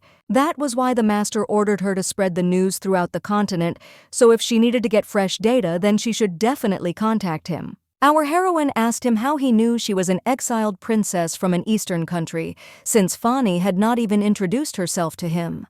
The young man replied that my lady underestimated his ability to obtain any information from anywhere, but overall, she has a lot of questions for herself. How she met the teacher, who was the first to confess his feelings to her, how he reacted to her background, how often they spend time together, who proposed the engagement. Yuchi lost his temper and yelled at him to immediately leave the girl alone and not touch her. Sorry to Fanny, and said that once Piss hears a new sensation, he can no longer be stopped. Just like recently, he simply wrote the news and sent it to everyone without asking anyone. The boy asked what was wrong with that. It wasn't any kind of secret, so he could ask Milady for more information about the relationship as much as he wanted. The boy replied that first, in order to write an interview with Master Piss's girlfriend, he had to ask the master himself whether he would approve of such a thing or not. The young man exclaimed that it would never be possible to reach an agreement with him, but perhaps it would be possible with his beloved. Yuchi became angry and said that it was enough that they came to talk to the seamstress to let her continue doing her job and to stop spreading unnecessary information to people. Hearing this, the young man immediately apologized and walked away. After this, the boy turned to Lucia and asked her if she could sew a dress for Estefania. Then he looked at her attentively and said that the girl wanted to take measurements of our heroine, after which he pushed her away and told her to follow him and that he would wait in the meantime. Throughout the entire process, the baby did not utter a word, but even during the romance with Angelica, she did not begin to speak immediately. After a while, the girl said that everything was ready and walked away. Estefania noted that she has such a smooth and silky voice that she couldn't even imagine what it could sound like. It's simply the best thing that happened to her all day. Suddenly, the girl turned to her and told her that she had a very interesting smell. Got Lucy and then asked what it smelled like. Unexpectedly, the sweet girl replied that she smelled like rotting corpses. The girl did not expect such a turn of events and, stupefied, asked what he was talking about. But the girl didn't answer but simply turned around and started to leave. Fani thought to herself that she knew she didn't have much time left. The girl wanted to stop her, but suddenly she heard a noise in the next room. It was Magdalena, who shoved a newspaper in Piss's face and asked him what it was. How could Mr. Crowley be involved? What kind of nonsense did he write? The boy replied that it was true, and Yuchi told him, and the boy never lies. He immediately turned to the baby and told him to take the trouble to explain to him what all this meant. The master's right-hand man replied that he had no intention and did not need to explain anything to him. Then he saw Stephanie at the door and immediately ran up to her asking if they were done yet, and if so, then it was time to get ready for the reception. But Lively materialized before him and asked if she was the same exiled princess from the East. Without waiting for an answer, the girl declared that this was nonsense. Shinel would never have chosen such an ugly woman as a wife. Then he exclaimed that he had guessed everything, that he had bribed Piss to write that nonsense. As expected from the princess of an Eastern country, the apple does not fall far from the tree. The Eastern royal family is famous for its love of luxurious living. There is a huge gap between rich and poor, and because of this many people leave. helps Crowley to be able to change his country and become the new ruler. However, the girl is only right about one thing. She married the wizard only for her selfish desires. But her words to him were absolutely sincere, so the girl will not allow anyone to think otherwise. Estefania was scared to death of Magdalena, but she had nothing to lose anyway. So she declared, and what difference did it make to her whether the master was engaged to someone or not? If she did not believe that Fani was his fiancé, then she should go and ask him herself. Although the girl does not think that he is going to explain himself to a place empty for him, our heroine realized she was doing a very bad job of playing a villain. But since he's already started it anyway, he'll go all the way and put her in her place. After which he muttered that Lively must simply be in love with Mr. Shinel. But what a pity Magdalena arrived late and now belongs to Estefania. She thought to herself that since she was his fiancée, she had to prove to everyone how much she loved him. No bully could weaken her feelings for him. The girl lost her temper, started calling her obscene names, and waved her arm to hit her. Yuchi stopped her with magic and shouted that she was crossing the line. The girl shouted that she should have paid him too. The boy replied that even if he started explaining to a fool like her why he supported Fani, she still wouldn't be able to understand anything. Magdalena began to yell at the boy to let her go immediately and tried to free herself from her shackles. Waving his hands with long, sharp nails, he hit our heroine on the cheek and scratched her. Seeing this, Yuchi lost his temper and shouted, "How dare he touch Estefania with his dirty hands?" Lively asked him what he was doing. If the baby didn't loosen his grip, then his hand would simply explode and he would complain to the teacher. The boy whispered to her that she should try to escape from him alive. Our heroine told herself that she had never seen him so angry. Piz entered the argument and said that if they didn't calm down right now, he would spread their dirty little secrets all over the kingdom, since there were disagreements between them, and it was the master who could answer who he was to Milady. So the young man wasted no time and immediately began shouting loudly that Estefania wanted to see the teacher. The girl thought to herself, "What is going on?" Because he would never in his life fall for something like that. But the greatest wizard immediately appeared and asked what had happened. The girl immediately ran to complain about Yuchi and say that that little thing almost tore her arm off with its magic. But the young man ignored her and immediately approached the girl to ask her where she had gotten the scratch on her face. Fani didn't know what to do in this situation. If she told the truth, she would simply kill Lively, and if she lied, she would make him even angrier. But the boy immediately shouted that Magdalena had hit our heroine. The girl immediately began to deny it and say that she had not done any of that. When the young man looked at her with a withering gaze, Estefania realized that he was very evil and that he had to be stopped. Then he began to mentally address everyone present, but it seemed that no one was going to do it. He certainly doesn't like this arrogant girl, but he can't allow the master to kill anyone. She then pressed herself against him and exclaimed that she didn't expect the boy to come, after which she thanked him for caring about her. But the situation wasn't worth it, as she was fine, but thought to herself that she just wanted to die from the increasing discomfort. Meanwhile, Magdalena whispered that she would still answer for everything and pay for it, after which the girl turned around abruptly and began to walk away. While our heroine thought that thank God everything had passed her by, the young man took her in his arms, after which he sat her on the sofa and ordered his subordinates to bring the first aid kit. The boys wondered if they really had it, or maybe they had something similar stored in the basement. The boy said that he would never in his life go down to that forgotten place unless Piss went with him. Our heroine exclaimed that there was no need to worry so much because it was just a common scratch. Then he noticed Mr. Chenel's gaze and even got scared. That's why he quickly corrected himself and said that he only trusted them. Yuchi exclaimed that this was great, that they would be back very soon. Already in the hallway, Piz said that the boy was right after all. The boy replied that he had said that they were engaged. The young man said he had even begun to doubt whether he had written a credible article, but now wanted to know more details about their relationship. Then, the little girl turned to Lucia and told her that after they finished taking measurements, Estefania came out scared by what had happened there. But the girl, as usual, remained silent and said absolutely nothing in response. Yuchi added that she is a very kind and good lady, so he shouldn't offend her. Piz took her hand and told her to be really nice to her, after which she added that they needed to find the first aid kit that the teacher had asked for. It was very interesting what they were talking about now. The boy said that he shouldn't even think about eavesdropping, but the boy objected that he himself wasn't curious. Yuchi replied that he thought the gentleman was just awkwardly flirting with his girlfriend. When everyone present left, leaving her alone with the gentleman, perhaps because of her nerves, she clearly felt a wild tiredness invade her body. But the girl decided that she should not show him that something was wrong with her. As soon as she said that she was a little tired and would like to rest, the young man immediately rested his head on her lap. Our heroine couldn't even imagine that Shinel would allow someone to lie on his legs. Then the young man told Stephanie to extend her left hand, after which he suddenly put on her finger a wedding ring of incredible beauty. Mr. Crowley's eyes. The greatest wizard said that it has protective spells, so he should always carry it with him.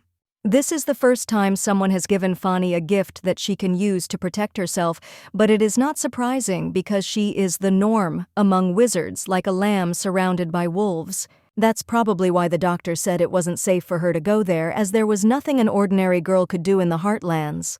But Fani arrived for a very short time, so no matter exactly where she went, the ending would be the same for her, and ultimately our heroine just wanted to spend this time with Mr. Shinel, after which he thanked the young man for such a wonderful gift that he would treasure greatly. The young man replied that everything was fine and that she should go back to bed, but our heroine objected that thanks to his gift, she already felt much better. He then asked her if she could behave with him the same way as today, if other girls bothered him. The greatest wizard replied that he agreed and had absolutely nothing against it. Our heroine told herself that this was great, that he would not get angry, and that insolent girls could be put in their place. She exclaimed loudly that this was a good thing, and that she would now try to make sure that no one bullied her anymore. When suddenly the young man began to caress her cheek, Estefania could not understand what he was doing. The boy said that they needed to practice because he wanted everyone to believe in their love and no one would fall for his game if Fani looked like a tomato in public.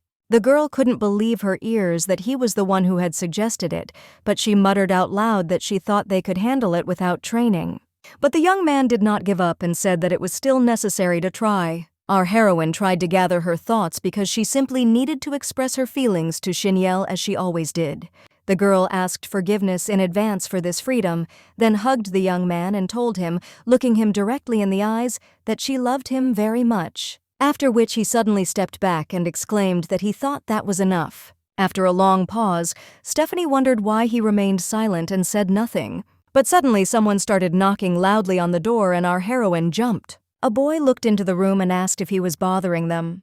Shinel immediately walked past him silently and into the hallway. Yuchi pretended not to notice and said that they would examine his scratch now. When the girl adjusted her hair so that it was more comfortable, the baby saw a ring on her finger. After which the boy asked in surprise if it was an engagement ring. The girl exclaimed that that was not the case. Mr. Shinel simply gave it to her. The boy objected that the ring had been given to her by her boyfriend. Our heroine realized that she had completely forgotten that the novel described wedding rings as being worn on the left hand on the ring finger, but she understands that this gesture means nothing. After this, the boy added that now Estefania will definitely not get her way.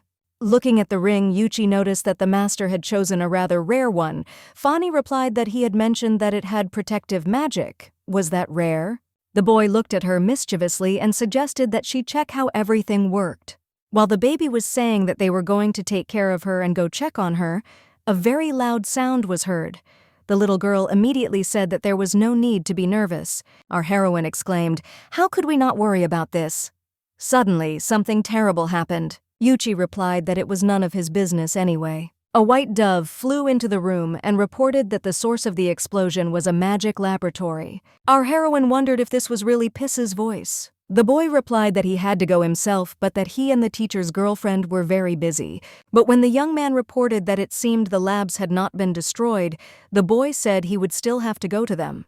Then the boy turned to the girl and asked her if she wanted to go with him. When the boys entered the office, they saw a huge hole in the wall. The laboratory staff immediately began to complain that they did not want this at all, and that it all happened by accident. The magic laboratory is a place where magical instruments are created and researched. Apparently during the experiments, something went wrong and exploded. Our heroine realized that magic is of course a destructive thing. The boy looked at them seriously and asked how many times during this month they had allowed themselves to do something like that. Yuchi understands that they didn't do it on purpose but repeatedly asked them to be careful. The young people simply trembled with fear and said that he was absolutely right.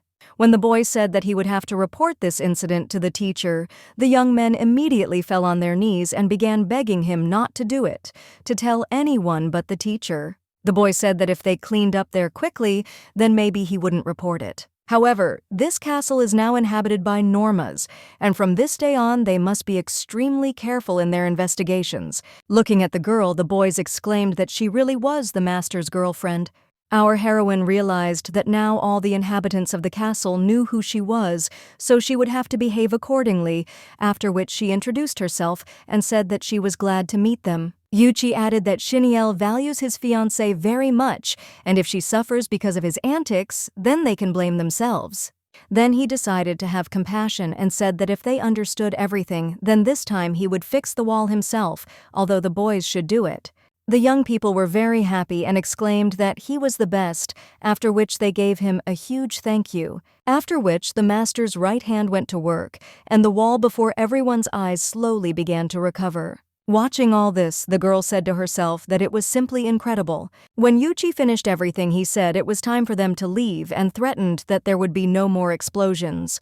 The boys exclaimed that it was good that they had understood everything and thanked Estefania for visiting them today. Already in the hallway, our heroine realized that something was wrong with the boy and asked if everything was okay.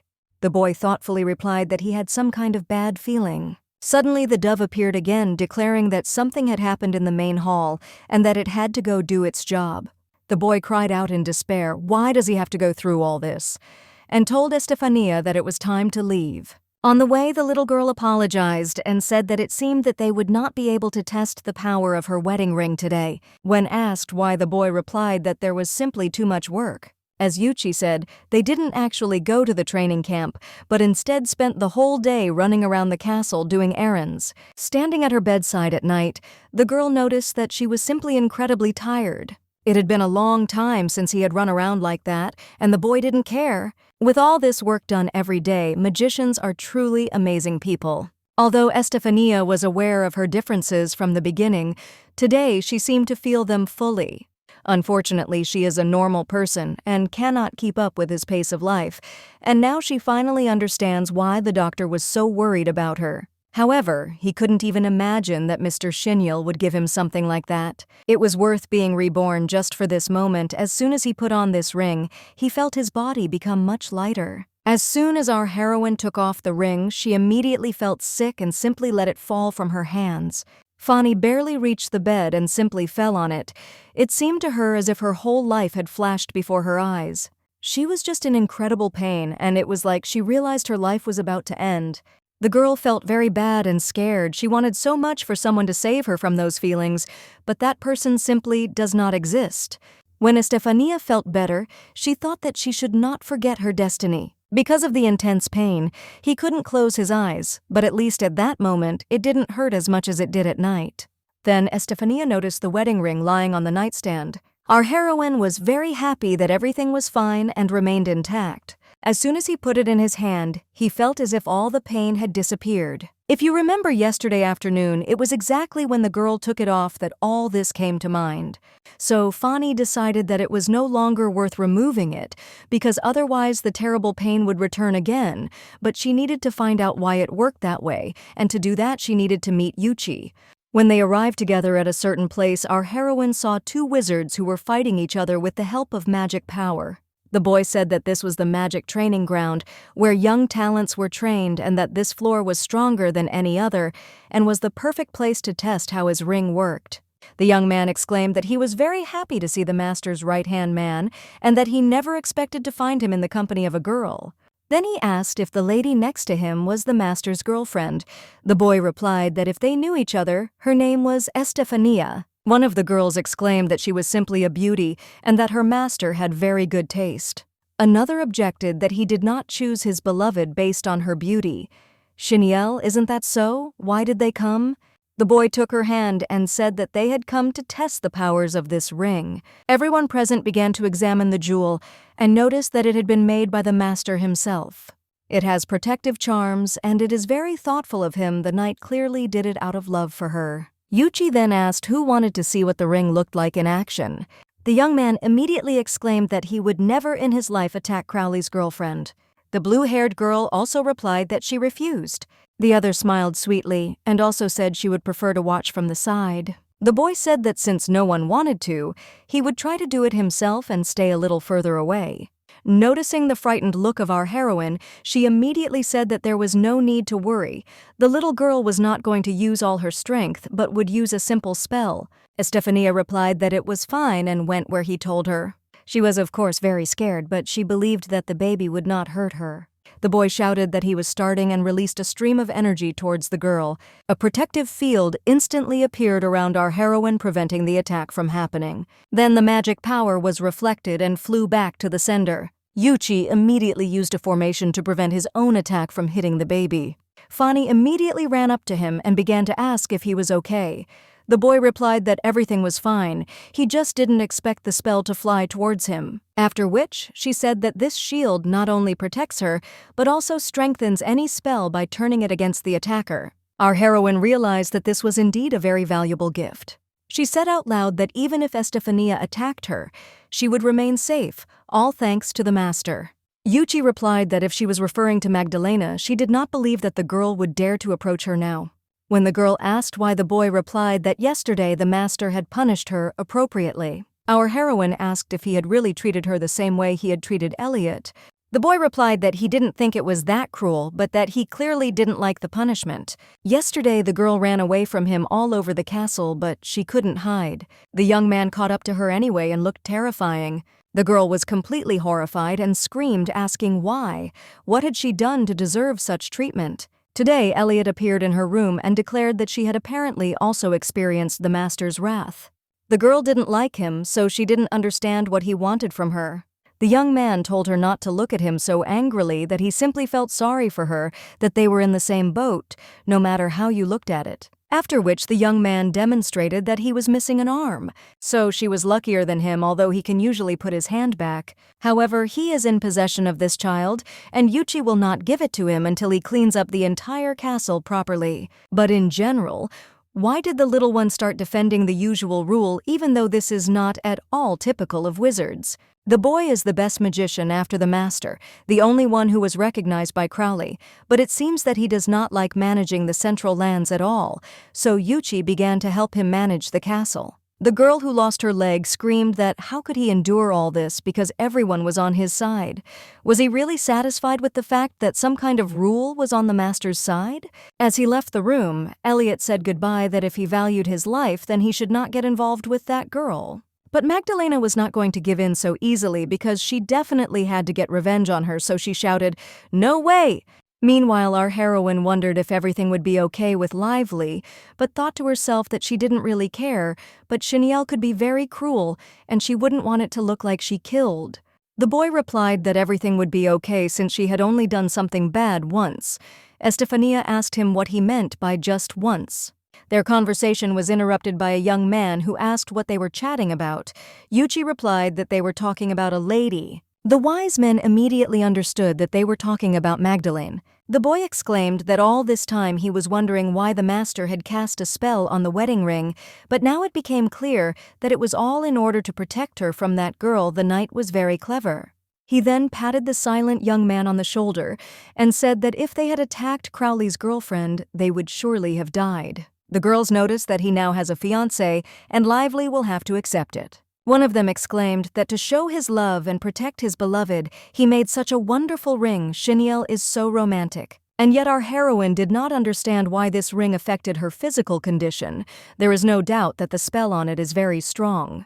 She needs to find out everything she can about him, but she must not eliminate him under any circumstances.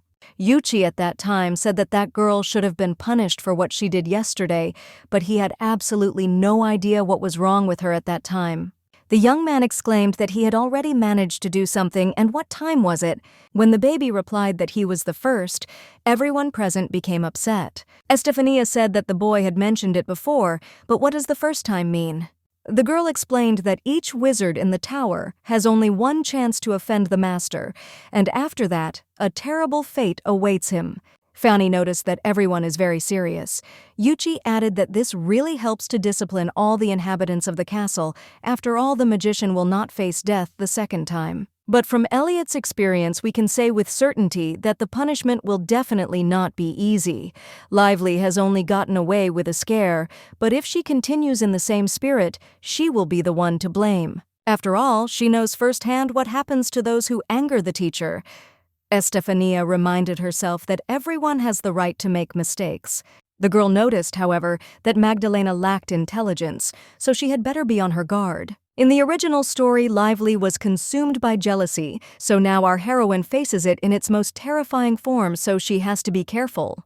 Suddenly, a silent young man approached and said a phrase, a magical request. The young man exclaimed that he had completely forgotten about it and added that it was time for them to leave. When the boy asked what the request was this time, the children replied that it was to kill monsters. The master's right hand warned that in that case they should hurry, after which the boys flew up into the sky and said it was time to leave as time was running out. Beckoning to them, Yuchi said that these four were relatively normal types out of all the castle's inhabitants, so if he wasn't around, then he should turn to them for help. Fanny replied that it was fine. Then the boy added that it was time for them to return to the castle.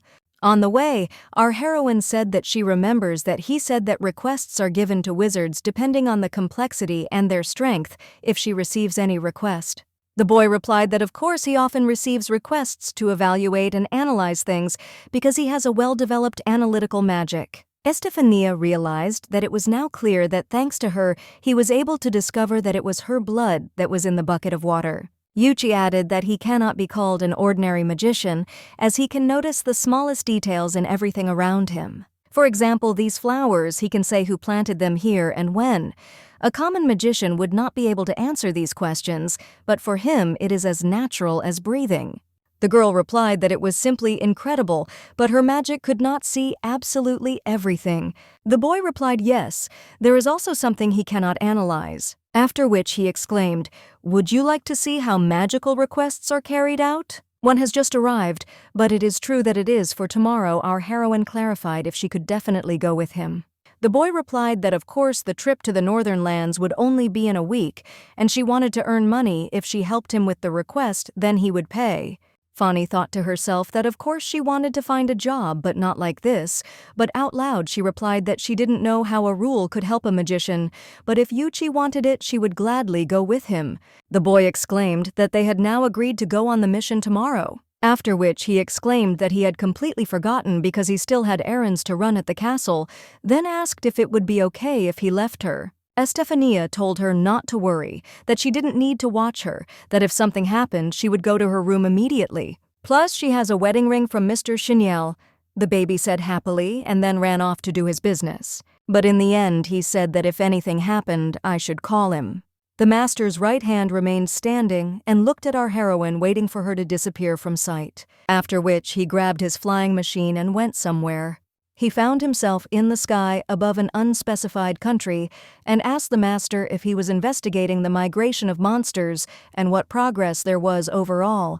Without even turning to him, the young man asked what he was doing there. When Yuchi said that as the caretaker of his castle, he was obliged to inform him about his fiancée, who was hiding something with great effort, the young man immediately turned around. The boy himself sees that she behaves strangely. Perhaps he noticed something in her behavior. But when the boy didn't answer, he said that he couldn't take care of her forever. The girl also needed his attention. The young man asked him why and what he needed this for. The boy exclaimed in surprise that he actually meant that he knew nothing. The powerful wizard did not understand what he was saying and asked the young man what he needed to know. Yuchi said that even the master himself doesn't know anything about his girlfriend. Shinel asked what he was talking about. The little one replied that it would be better for him to find out from his beloved, after which he quickly got ready and said it was time to return to the castle. Having flown some distance, the boy thought that apparently the teacher had not really noticed that something was wrong with Estefania. This morning, the gentleman's right-hand man visited the girl, knocked on her door, and asked if he could come in. She immediately went to him and wished him good morning.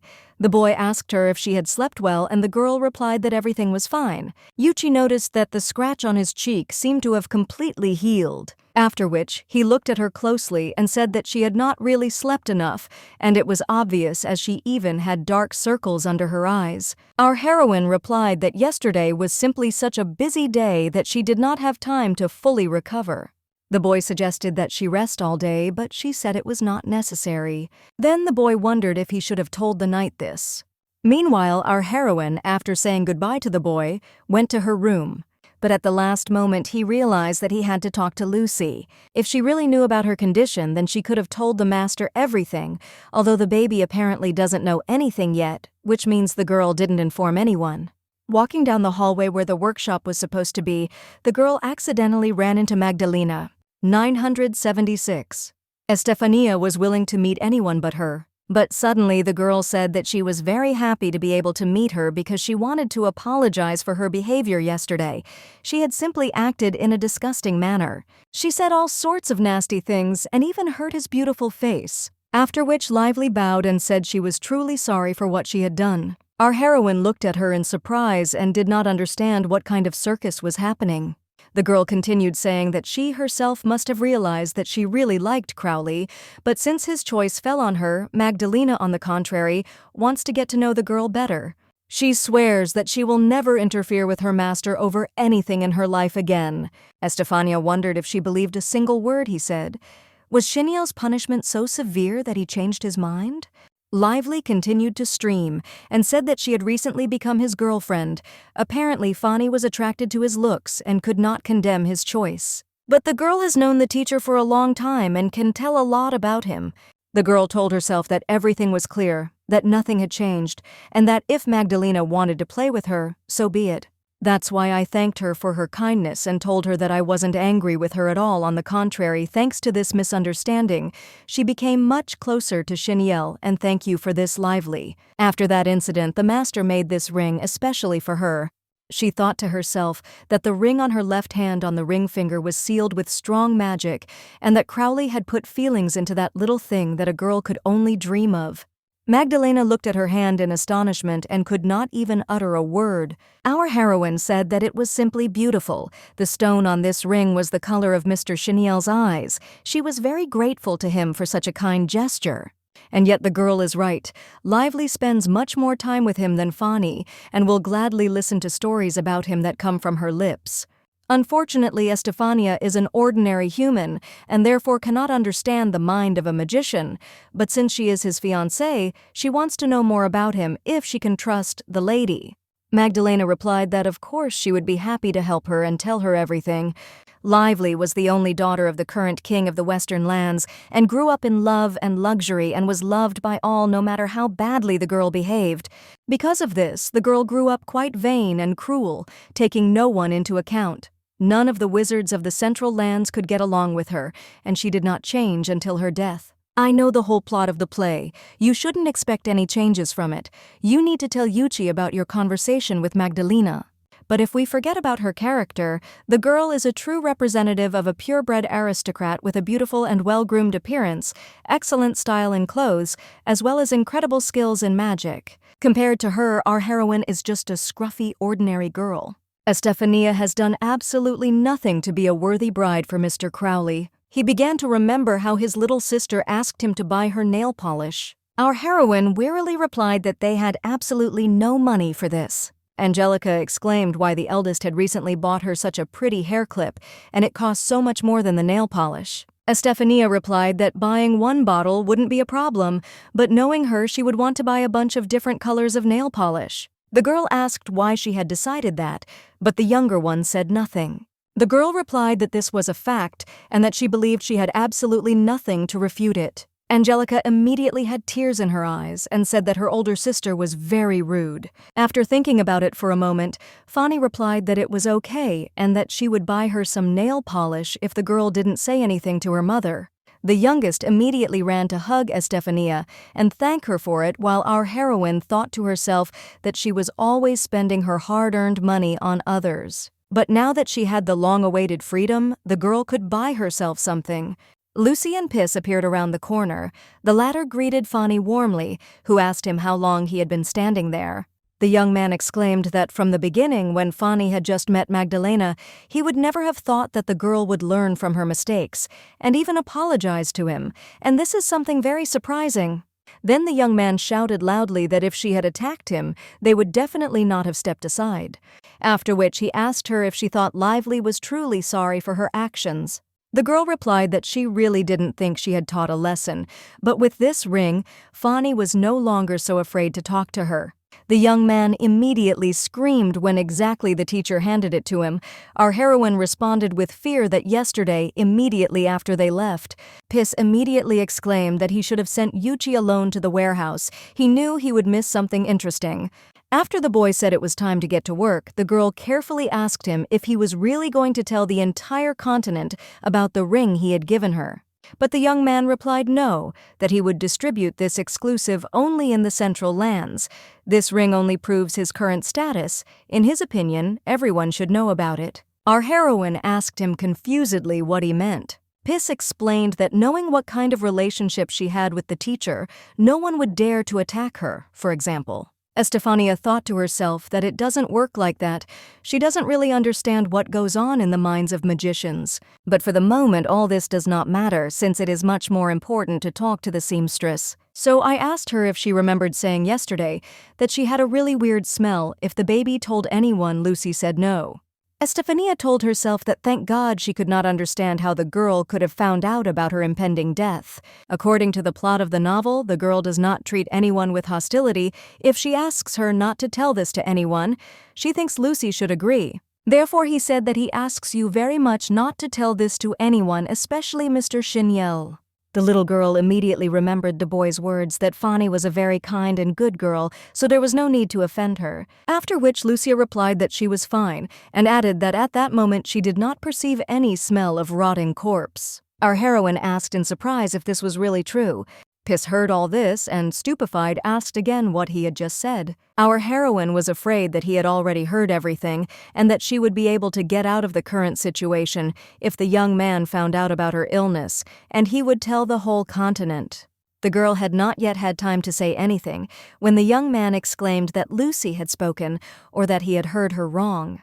This is just phenomenal. The girl had not communicated with anyone except him until this moment, after which he clarified what they had just talked about, because he had only heard his voice, not the content. Estefania thought that since he hadn't heard anything she could lie, so she replied that he said it smelled good. If you think about it, this is partially false. They actually talked about her smell, although it's hard to call it a compliment. When she realized that the young man had fallen into the trap, she sighed with relief at having escaped without him. Yuchi heard a loud scream, which gave him a bad feeling. The boy ran to her and told her that thank God Fanny was with Piss and Lucy all this time.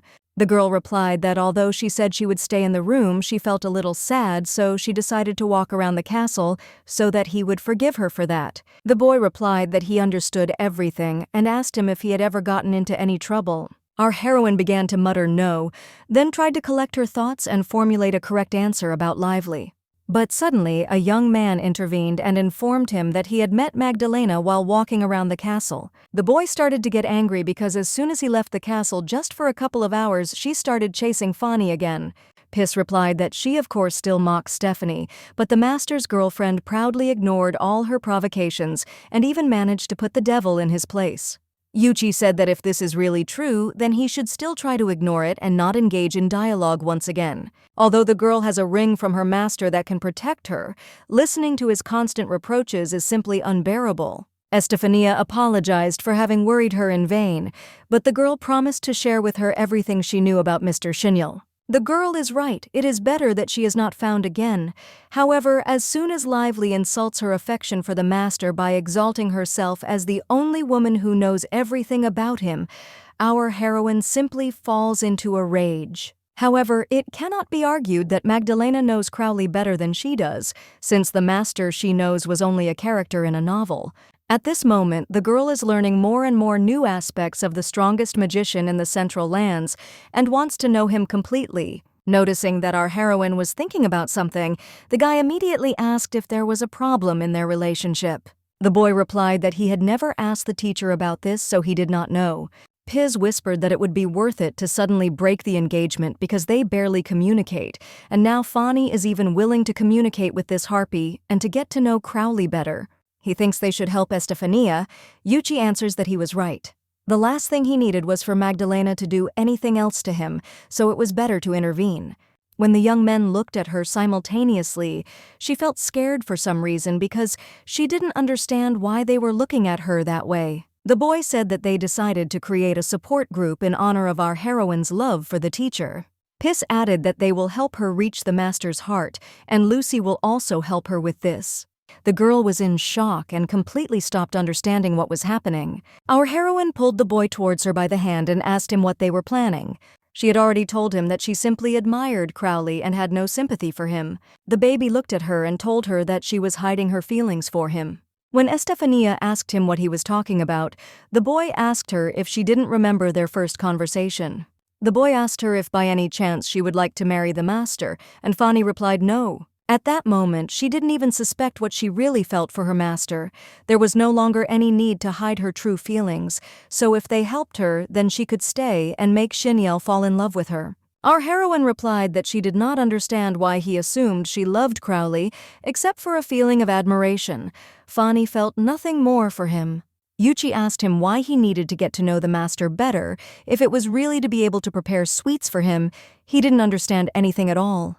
The girl thought to herself that Yuchi must have liked her so much that he even wanted her not to leave his castle even after the 2 months that had been allotted to her.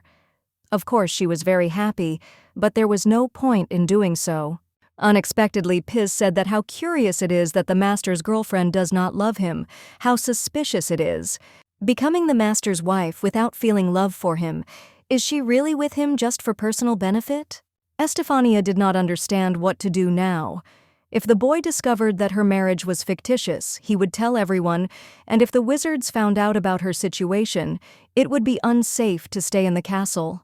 Suddenly, the boy came to the rescue and explained that the boy had misunderstood everything. The girl was simply afraid that the teacher would abandon her one day, so she did not allow herself to show her true feelings for him. Then he turned to our heroine and asked if she had understood everything correctly. Fani replied that to tell the truth, she had never heard words of love from Shinel, and that was why she began to worry that this marriage was simply an obstacle for him. The young man exclaimed that in that case they were definitely obliged to help Stephanie because Crowley was sometimes very difficult to understand, after which he apologized for having made a mistake with her, but she can count on them. They will help her achieve the love of the master. The next day, while flying on a broomstick, the boy said that it was a good thing that everything had turned out that way. Our heroine replied that without him, she wouldn't have found a suitable excuse, so she thanks him for that. After all, she believes it is best not to spread the truth about her marriage to the master. Yuchi said that in any case, let them live in blissful ignorance. Each person has his own reaction and opinion about the truth. The less people know, the more peaceful their life will be. But after everything that happened, the baby now understands that it is better for her not to know all the details. The girl asked in surprise what he was talking about. The master's right-hand man exclaimed that none of that was important, but that what was important was the order they were going to fulfill today. His client was the owner of an antique shop in the Central Lands, and the goal is to evaluate the antiques. It will be necessary to restore order in your store. Estefania noticed that if he was from the Central Lands, then he was also a magician. The boy answered yes, but magicians can be both strong and weak, and even if a person can cast spells, this does not mean that he is capable of everything. That's why there are such magical requests, after which he exclaimed that they were almost there. Yuchi had finally arrived.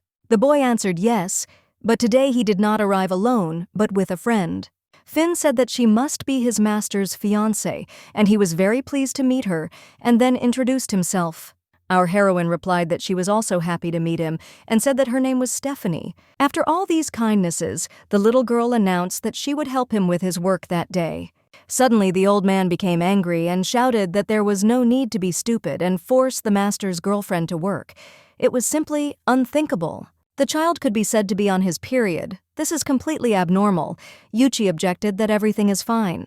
The salesman continued to get nervous and said that if anything happened to his beloved right after the baby was assigned to his care, Crowley would definitely kill them. Our heroine was shocked and did not understand what the meaning of being condescending was. The boy explained that last night Piss had sent a message to all the central lands again. The girl wondered if he had sent anything immediately after their conversation and then asked what the message was about. The man explained that the master had appointed Yuchi as his personal protector. In other words, now a magician who was equal in strength to Shinel was protecting her. In other words, he had expressed his love for her with such a gesture. Although the young man cannot be with her all the time now, he will definitely always be safe. If even a hair falls from his head, the master will definitely punish everyone. Estefania thought to herself that this was some kind of nonsense. She didn't know why the boys thought that her protection was some kind of manifestation of love.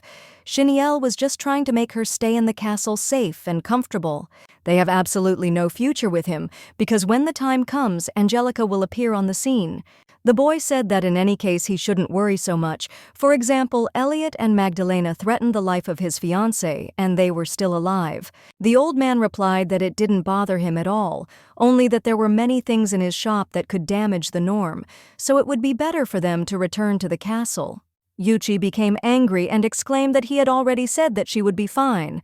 The master took charge of the safety of his beloved, after which he shouted for the girl to show him the ring. Our heroine was confused at first, but then reached her hand forward. When the man saw it, he exclaimed, "What a work of art that was! What a perfect magic chain, and what a powerful spell that elegant thing contained! This is just amazing. Could Stephanie lend him this ring for a while?"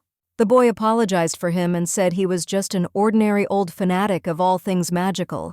Finn looked at this ring as if enchanted and said he would return it quickly. He just wanted to see this fabric and find out what it was capable of. Yuchi grabbed him by the arms and started to lead him out of the office, saying that he needed to go rest and that they would take care of everything themselves. He then led the girl into one of the offices and told her that her task for today was to put these books on the shelves so that they were all labeled so that she could find the one she needed. In any case, he will be in the next room and let him call if he needs help. Our heroine noticed that arranging books is not such a difficult task, so she will quickly accomplish it. When Estefania picked up one of the editions, she noticed that it was very old, and even the title had already faded. Then, by pure chance, it happened that he let go of it and let it fall to the ground. But when Fani bent down to pick it up, she saw that the book had opened to a page that read, "Research on Yuga's disease." The girl said that because of this illness, she only had a few months to live. Estefania remembered the words of the doctor who said that in the Central Lands there could be doctors who were developing a cure for this disease.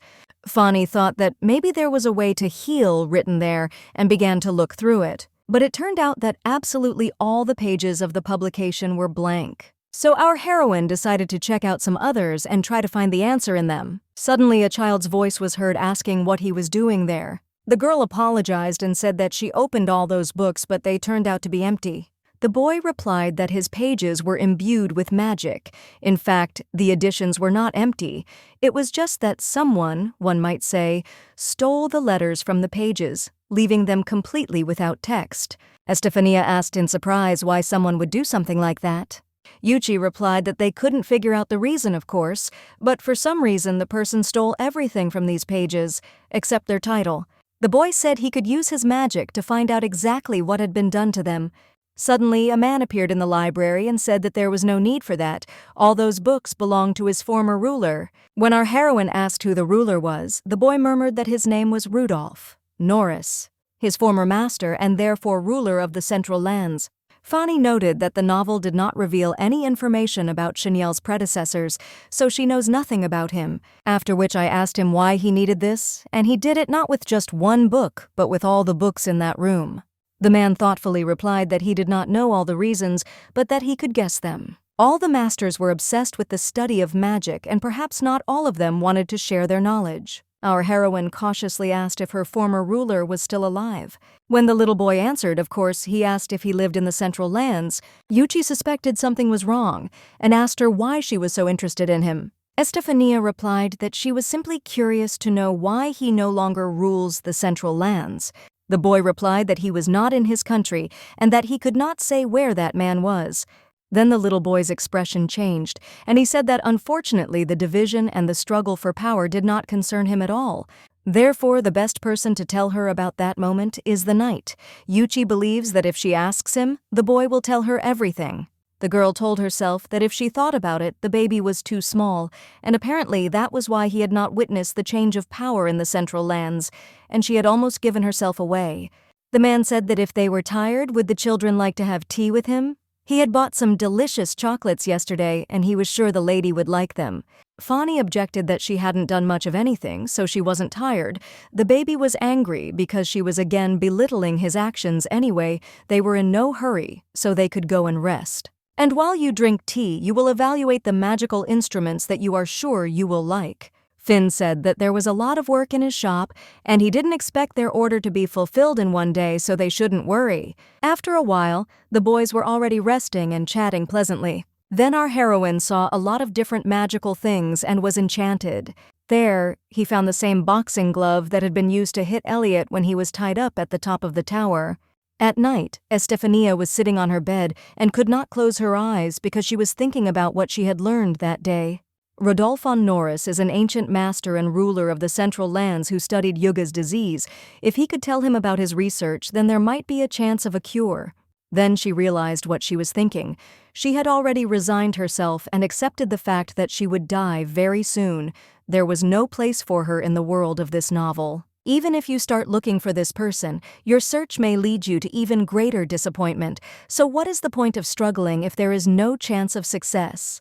Suddenly, the teacher's voice appeared in his head, telling him to raise his head and speak clearly, otherwise he would not be able to understand his feelings.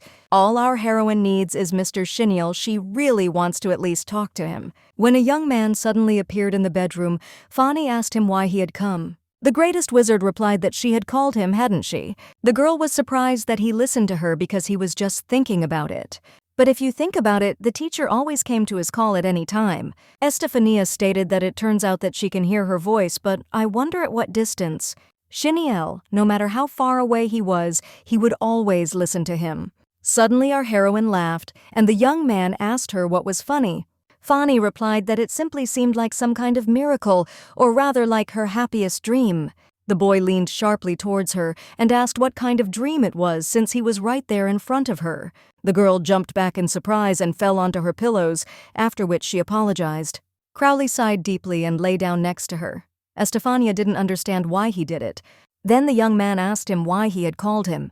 Our heroine was surprised that he actually lay down like that just to talk about it. The girl had no intention of actually talking to him, but now she had no choice. Fani couldn't order her thoughts because the only thing on her mind was that Mr. Shinel was lying next to her in bed, after which she murmured that she had never heard words of love from him. I thought, to be honest, I just wanted to spend the rest of my life by his side. Then he noticed that the young man was very surprised by what he had just said. She sat up abruptly and began to apologize, saying that was not why she had called him. When Crowley said he must speak, then the girl asked for time. Our heroine noticed that the young man was frowning a lot, and she didn't understand why. She then asked how she could learn to value and love herself, but thought that because of her lack of self-respect, she was creating many problems. The boy replied that a person is shaped by his past and became that way because of the events that happened previously. He first needs to rethink them. Estefania wondered what it meant to rethink. Perhaps she should remember those events in order to understand herself. He immediately began to remember that when he was 5 years old, he approached his mother and asked her to read him a book. The woman replied that she was already an adult and could read it perfectly herself. Angelica has just fallen asleep, and they can't make any noise so as not to disturb her peace. The girl replied angrily, "Okay," but she thought that she was the oldest and her wishes would always be less important than those of the youngest. Then a memory came to mind of how Mom said that her and her sister's birthdays were coming up soon, and that they should give them the same gifts so that Angelica wouldn't be offended. The woman asked her if she was against it, and the 8-year-old girl replied that of course she was not. Estefania will be happy with any gift. If her little sister is happy, then she will be too. When our heroine was 12 years old, she asked her sister if the girl wanted stewed meat for dinner since Fani had not eaten it for a long time, and that's why she really wanted it. But the girl capriciously replied no, and that she wanted something light for dinner. Her younger sister's wishes always came before her own, and she was very used to it, so she would always put her own wishes on the back burner for the sake of others, and she still does. But living in this castle was her first wish, which she fulfilled on her own for the first time in her life. Stephanie finally did what she really wanted. The young man asked what was the reason for such a sudden change. The girl replied that she simply wanted to meet him, that was all. After which she leaned back on her pillow and added that she loved him very much. Suddenly, the young man put a pillow over her face and she exclaimed, "What are you doing? You can't see anything." After which she said that she needed to stop thinking so much, she just needed to act like she did when she came to this castle. If she has something she wants to accomplish, maybe go somewhere or at least get rid of someone, Estefania simply has to talk about it. Unfortunately, he is not telepathic and cannot understand her thoughts and feelings. So let her say what she wants to do and Shinel will fulfill all her wishes. Fani thanked him for his kindness and told him that he was not obliged to do so since she could never repay him for his actions. She thought to herself that she was not worthy of these words because the person for whom he would do this was not her, so she added out loud that he should promise something similar to his real wife. They are not a real couple, so let's let Crowley interpret his words correctly. Noticing the young man's strange look, the girl couldn't understand why he was looking at her like that. After which she asked if she had completely forgotten why the young man had agreed to make the deal with her in the first place. Our heroine replied that she remembered everything the knight wanted to avoid female attention. Shinel then asked why Fani was telling him something like that. Estefania realized that according to the plot he still couldn't stand women, so his words sounded like complete nonsense. Then she immediately began to apologize for what she had just said. The boy asked her to think twice before saying anything, after which he asked her if she had any wishes. The girl thought that he apparently did not listen to her at all, since she had already rejected him, so she replied that everything was fine and that she did not need anything. The gentleman exclaimed that it seemed that the little thing had spoiled her completely. Fani objected that that was not the case at all, and that he had not spoiled her. In any case, everything was fine, but the young man interrupted her and said no. I think they talked before about how Estefania wanted to learn to value herself. She just needs to stop thinking so much and she needs to speak immediately if a desire appears in her head. Therefore, Crowley will fulfill one of his wishes every day. Our heroine didn't understand what was happening to her, but refusing would make him even angrier, so she replied out loud that she was fine. After which he began to think that even though he had accepted, he didn't even have any ideas of what to ask him today, for example. But suddenly something occurred to him, and he said that since they had already decided, he wanted to go to sleep. It was already late, so she didn't lie about her desire. As soon as Fani realized what time it was, she immediately wanted to sleep. The young man immediately snapped his fingers, and she immediately found herself under the blanket. Our heroine thought to herself that she didn't need any place she wanted to visit or anything. Her only wish was to always be close to Mr. Shinel, after which the girl closed her eyes and fell into a deep sleep. The next morning, Estefania woke up and noticed that she had slept very well. She then thought that she had actually fallen asleep during the conversation with the gentleman and whether she should apologize for it. When she turned her head to the side, she saw a young man sitting on her bed. Our heroine was very surprised by what the young man was doing in her bed. Fani wished him good morning and asked him how long he had been sitting in his room. The gentleman replied that he had not really gone anywhere, and that she had been sleeping too long so she should get up as it was time to leave. This is how strange our heroine's new day began. First, they all had breakfast together, including the boy and Crowley, after which we went to several jewelry boutiques. Then came the preparation of sweets, which is what Estefania likes to do most. And so the end of the day came, but the night was still close by. The girl did not understand why he burned her with his gaze all day long. Yuchi couldn't resist and said that he wanted to do this since morning, but the master usually knows what the expression temper one's ardor means. Yes, she asked him to spend more time with his fiancé, but not that much. Our heroine realized that it was the boy who asked her, but if that was the case, then it was understandable why Crowley had been following her all day.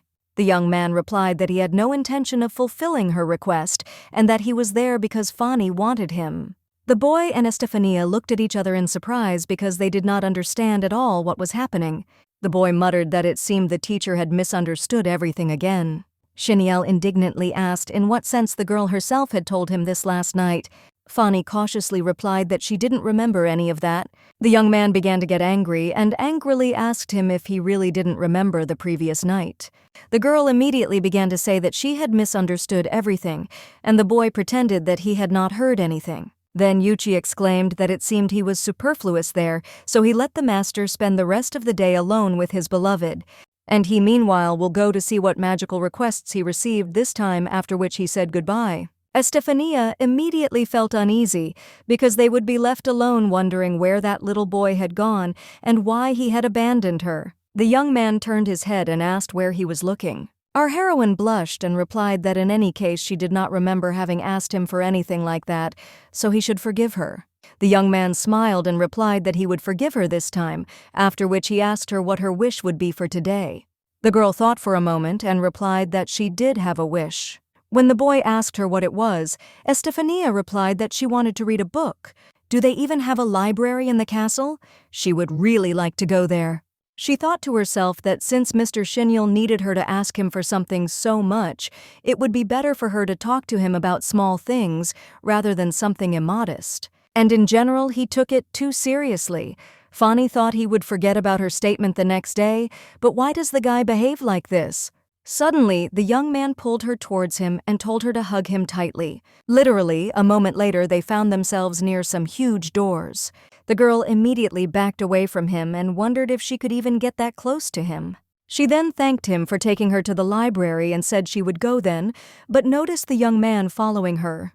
After which she smiled and said that she believed she could find her way around that room on her own so that he could get on with his business, and thanked him again for allowing her to take this opportunity.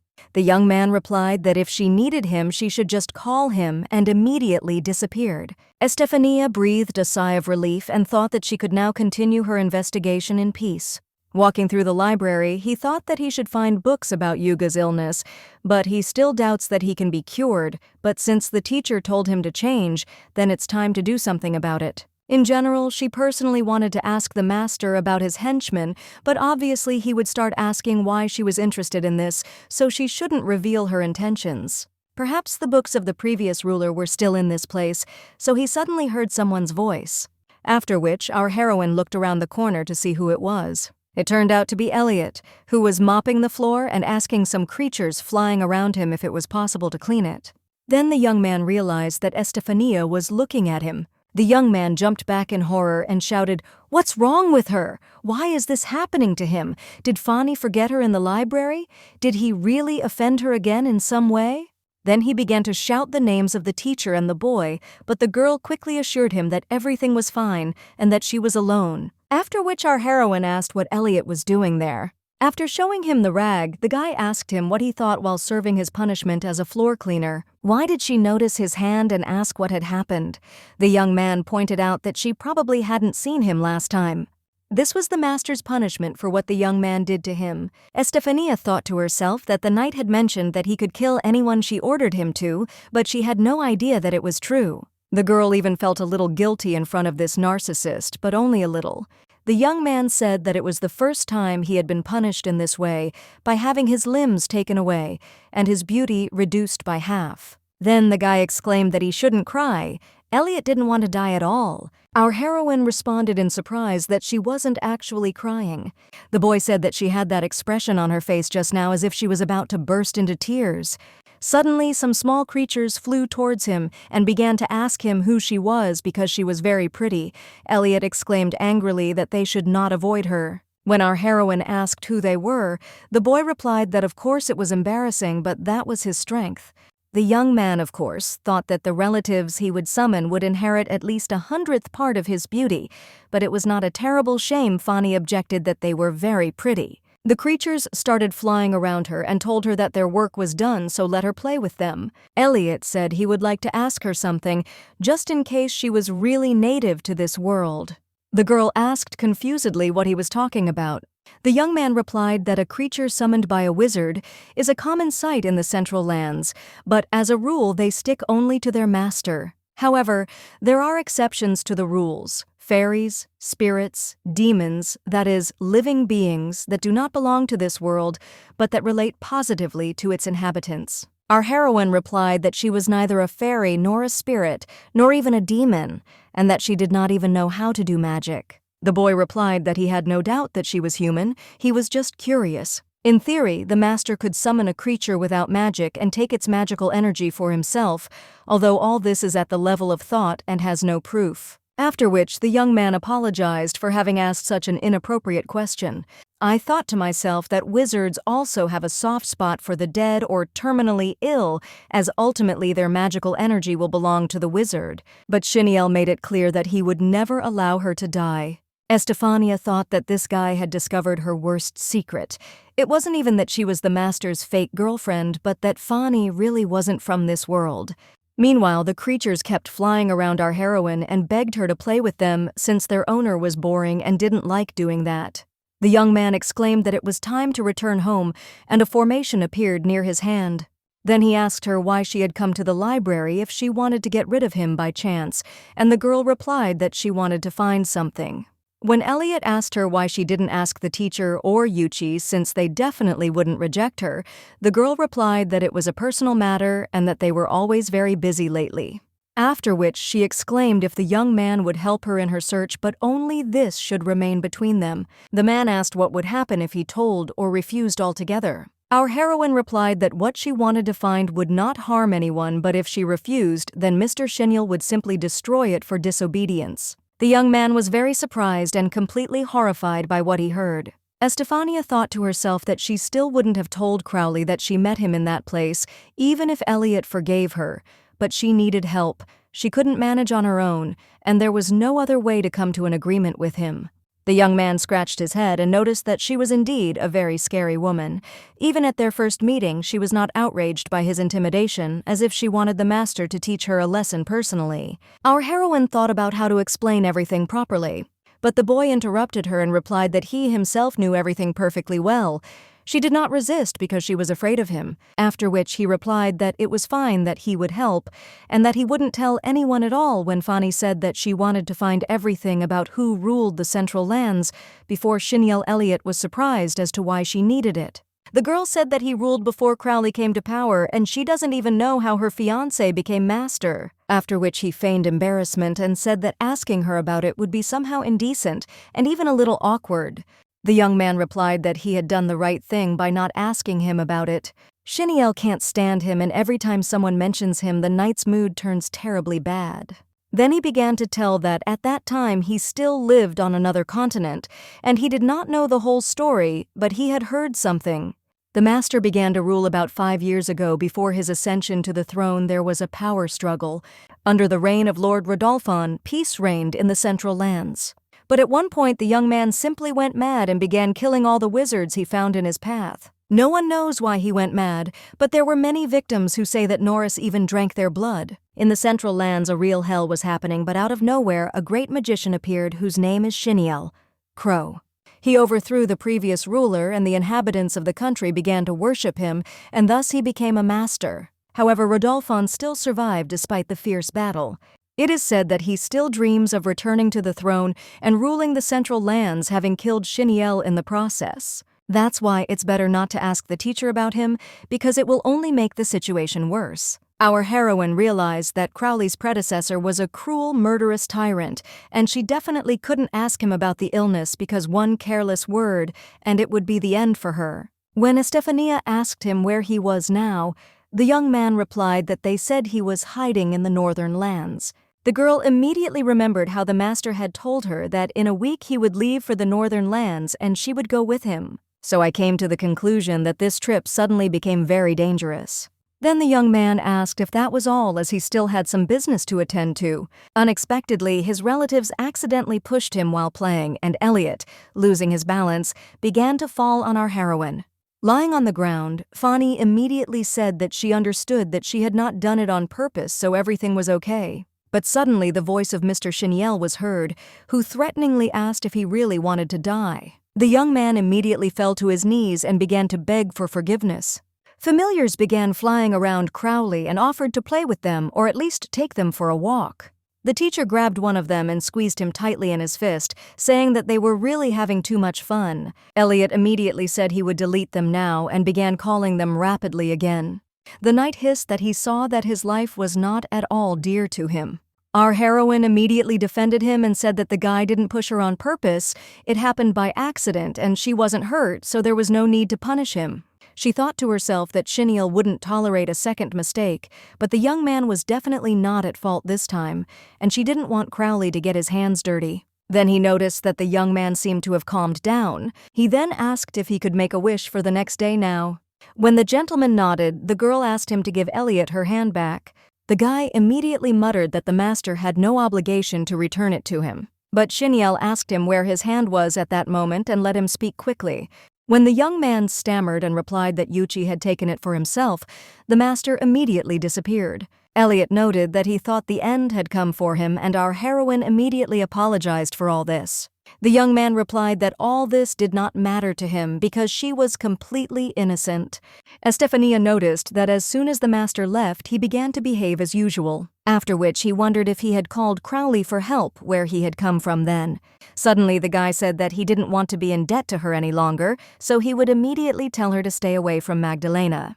He had already spoken to her after the punishment, but apparently the girl had not learned the lesson. This woman is strong in charm magic so much that she can subjugate the minds of even the most powerful wizards. Fani knows that in the original story, Lively enchanted the magicians and made them conspire against Angelica. Now our heroine has become a threat to her, so it is not surprising that she could do something similar to her. She thanked him out loud for the information and told him she would take it into account. The young man added that if something happened to her, this world would end. He realized that he wasn't joking at all.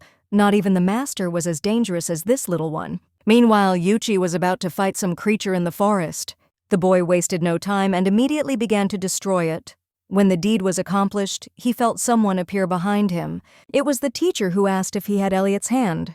When the boy answered yes, the young man ordered it to be given to him, but Yuchi objected that he had not yet learned his lesson.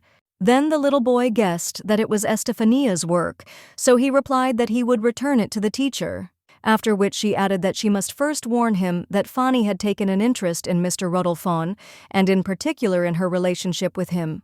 Hearing this, the young man began to get increasingly angry. The boy immediately said that he personally had not said anything to her and had not even brought up the subject, but that he perfectly understood her feelings. But if the girl is dear to him, then he is obliged to tell her everything about a member of his family, Mr. Norris. Mr. Shinel hissed that they were not a family and that there was no need to talk like that. Yuchi replied that he was right. The man had most likely been raised by Crowley, and that was all. The young man grabbed him by the neck and hissed that if he said one more word, he would finish the boy off. Yuchi replied that he had to take the risk because his girlfriend would be very happy with this death. The guy immediately loosened his grip and said it was none of his business. The boy asks her if she really thinks so. Fani keeps her promise, but he doesn't even try to become a worthy boyfriend for her. He then added that it was good that he did what he wanted and that the boy would not insist, after which he snapped his fingers. What he asked for immediately appeared in the young man's hands, after which he told him to take it and leave because he didn't want to keep Estefania waiting. The most powerful wizard immediately turned around and began to walk away. The boy looked at him and thought it was very interesting what would happen next. After a while, Elliot was already looking at his returned hand and couldn't believe what he saw. Had the master really forgiven him? Maybe it wasn't even about this girl. She just finally realized that the young man was useful to her and changed her mind. The young man whistled at him, telling him to go now. The gentleman would not repeat it twice. Narcissus immediately begged for forgiveness and quickly began to flee from his sight. Then Crowley looked at our heroine and asked if by any chance she wanted to know something about him. The girl wondered why he suddenly decided to ask her that question. Shinel added that the girl said she was interested in someone. Estefania immediately remembered Elliot's words about how he couldn't stand him. Every time someone mentioned him, the teacher's mood worsened, after which he began to wonder if the young man was alluding to Rodolphon. Norris. So she immediately started saying that she probably heard about this from Yuchi, but she wasn't that interested anymore. She asked him once about the past ruler out of pure curiosity and nothing more. She thought to herself that she needed to forget about Norris, as it would be too expensive to get involved with such a person. Crowley asked him if he wanted to know about him because he was about to leave the palace. Estefania didn't understand what he was talking about and what kind of strange question it was, after which she replied that of course not, and that she would leave him as soon as the time came. He then thought that the boy must have decided that Fani wanted to stay in the castle forever, as he was trying to find out as much as possible about him and was looking for the master's weaknesses. Meanwhile, the young man remained silent and thought about something. The young man remembered Rodolfo's words that he was destined to be alone forever. Unexpectedly, the greatest wizard took our heroine by the hand. Stephanie decided that she was angry and started screaming that she would definitely leave that palace, that she would definitely keep her promise. But when she opened her eyes, she couldn't understand why Crowley was looking at her like that. After a while, Fani noticed that the gentleman was behaving extremely strangely. He did not let go of her hand all day, except when she went to the bathroom. At night, the girl stayed in bed and couldn't sleep at all. Then she looked at the boy sleeping next to her and thought that on top of everything he insisted that they would sleep together now. Maybe something bad happened. What's wrong with him? He worries so much about her and doesn't understand why. If Angelica were in her place, everything would have happened completely differently, but Fani will never be able to take her place. And since she had the chance to be close to him, she would give him all the love she had, after which she whispered that she would always love Mr. Shinel. Then she murmured that she would have a wonderful dream and fell into a deep sleep. It turned out that the young man had not slept at all and heard everything perfectly, after which Crowley approached her and also fell asleep. The next day the girl opened her eyes and realized she was lying in Shinel's arms. Then he suddenly jumped up and ran towards the front door. The girl did not understand how she found herself in the arms of the greatest wizard. He is also so handsome that she would rather die for him than from an illness, and she would even be happy. Estefania was sitting by the door and couldn't understand what had happened. Suddenly a young man appeared and he seemed very worried.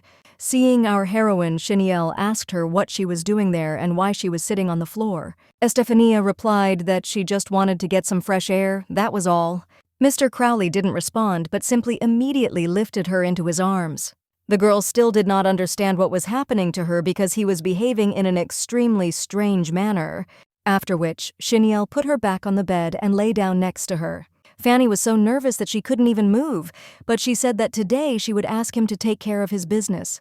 The young man replied that no, that yesterday he asked to fulfill his wish for today. Elliot his hand back, which he did. Our heroine replied that she should then fulfill the request today instead of tomorrow, but the boy firmly replied no. Then, Shinel finally told her to shut up, but Fanny still couldn't even move a finger and wondered if they were really going to continue sleeping next to each other. She had a terrible panic attack and screamed the child's name out loud.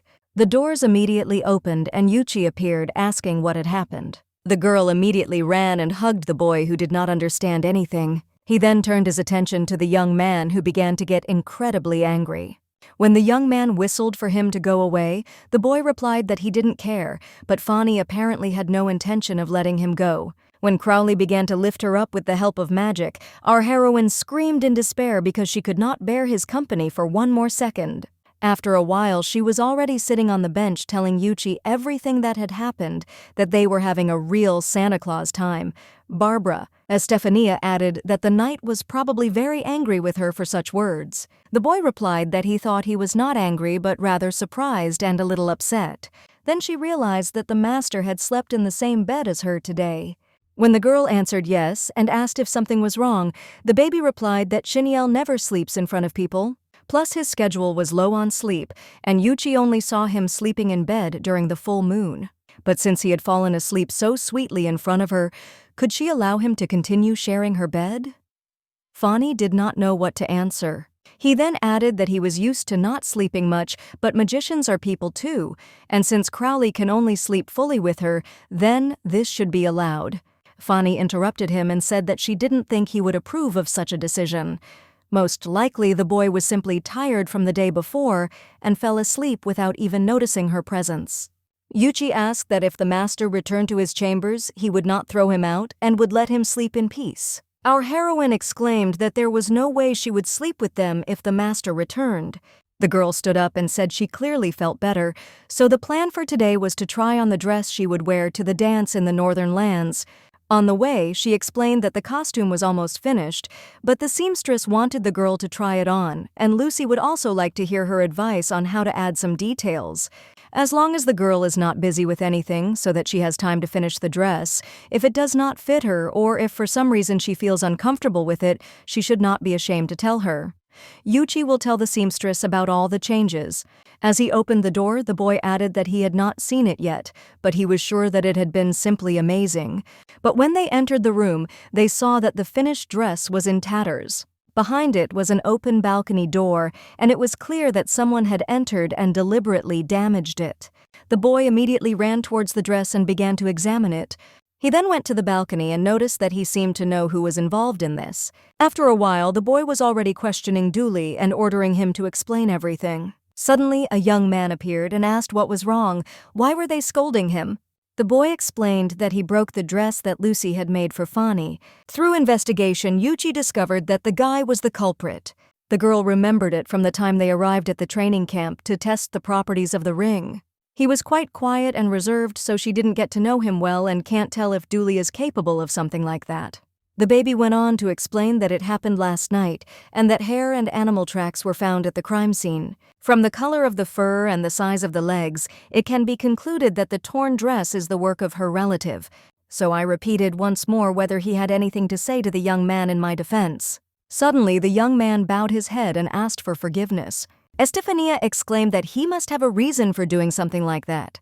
The boy explained that he did not order his relative to do this, but that as a master, he has full responsibility for what his servant did. The boy said that our heroine had already met him before. The girl immediately remembered those huge, terrifying red eyes she saw in the window, after which he thought that Mr. Shinel had shown him his true form. Mr. Dooley's servant was not a terrifying beast at all. The young man realized that this did not seem strange to them since a family member could not do something without the owner's permission. Yuchi agreed and said that he too thought something was wrong. He then suggested that we first return to the crime scene. On the way, the guy said that his creature Vito usually snoops around the castle without much attention from the outside, but the wizards are used to seeing familiars because they don't do anything without a direct order. It is common for wizards to summon familiars as their servants. The stronger the wizard, the higher the rank of his creature. Lord Dooley's familiar is a high-ranking creature. Usually low-ranking servants have little intelligence and are capable of making small jokes, but not this one. When the children saw the dress, they noticed that the only thing left of it was its name. It is immediately clear that Lucy sewed it as the young man sees traces of magic in the fabric and will be beside herself with rage when she sees it. The boy turned to the young man and told him to call his relative. After Dooley recreated the formation and summoned Vito, a huge beast immediately appeared. When the young man said he had something to talk to him about, the creature asked him exactly what he wanted to know. The boy asked if he had torn the dress. The relative replied yes, but when he asked him why he had done it, Vito replied that he had not really meant to do it. Yuchi asked if he meant that his mind was being manipulated by someone. The animal replied that he could not answer this question because as soon as he woke up, he immediately saw his dress in tatters. The boy replied that everything was clear to him and thanked him for telling him everything and added that Vito could go. The young man exclaimed that it was clear who was responsible and who had done it, so it was necessary to go and fix it with her. The boy exclaimed that there was no need to go anywhere. The criminal himself came to the scene of the crime. Magdalena appeared at the door and asked who the criminal was and what the young detectives were doing in general. The guy shouted that she was the one who had bewitched the familiar's mind. The girl pretended not to understand anything and exclaimed that it was very rude of him since she did not know what he was talking about. The young man got angry and shouted at him to stop doing nonsense. Only his magic was capable of something like that. Yuchi stopped him and wondered if she had ordered the existing Dooley to tear Fani's dress. Lively replied that, as the girl had already said, she had no idea what was going on. It seemed that the dog had gotten completely out of control and had destroyed the lady's dress. It's very unfortunate, but she doesn't understand the magnitude of the tragedy. Lucy can make the dress again, right? So it's stupid to make such a fuss about some outfit. Our heroine began to get angry because Magdalena did not like the seamstress's work at all. The girl continued saying that this little girl only likes to sit and sew. She never sees the light of day. She only makes friends with a thread and a needle, a pitiful girl who can't do anything else.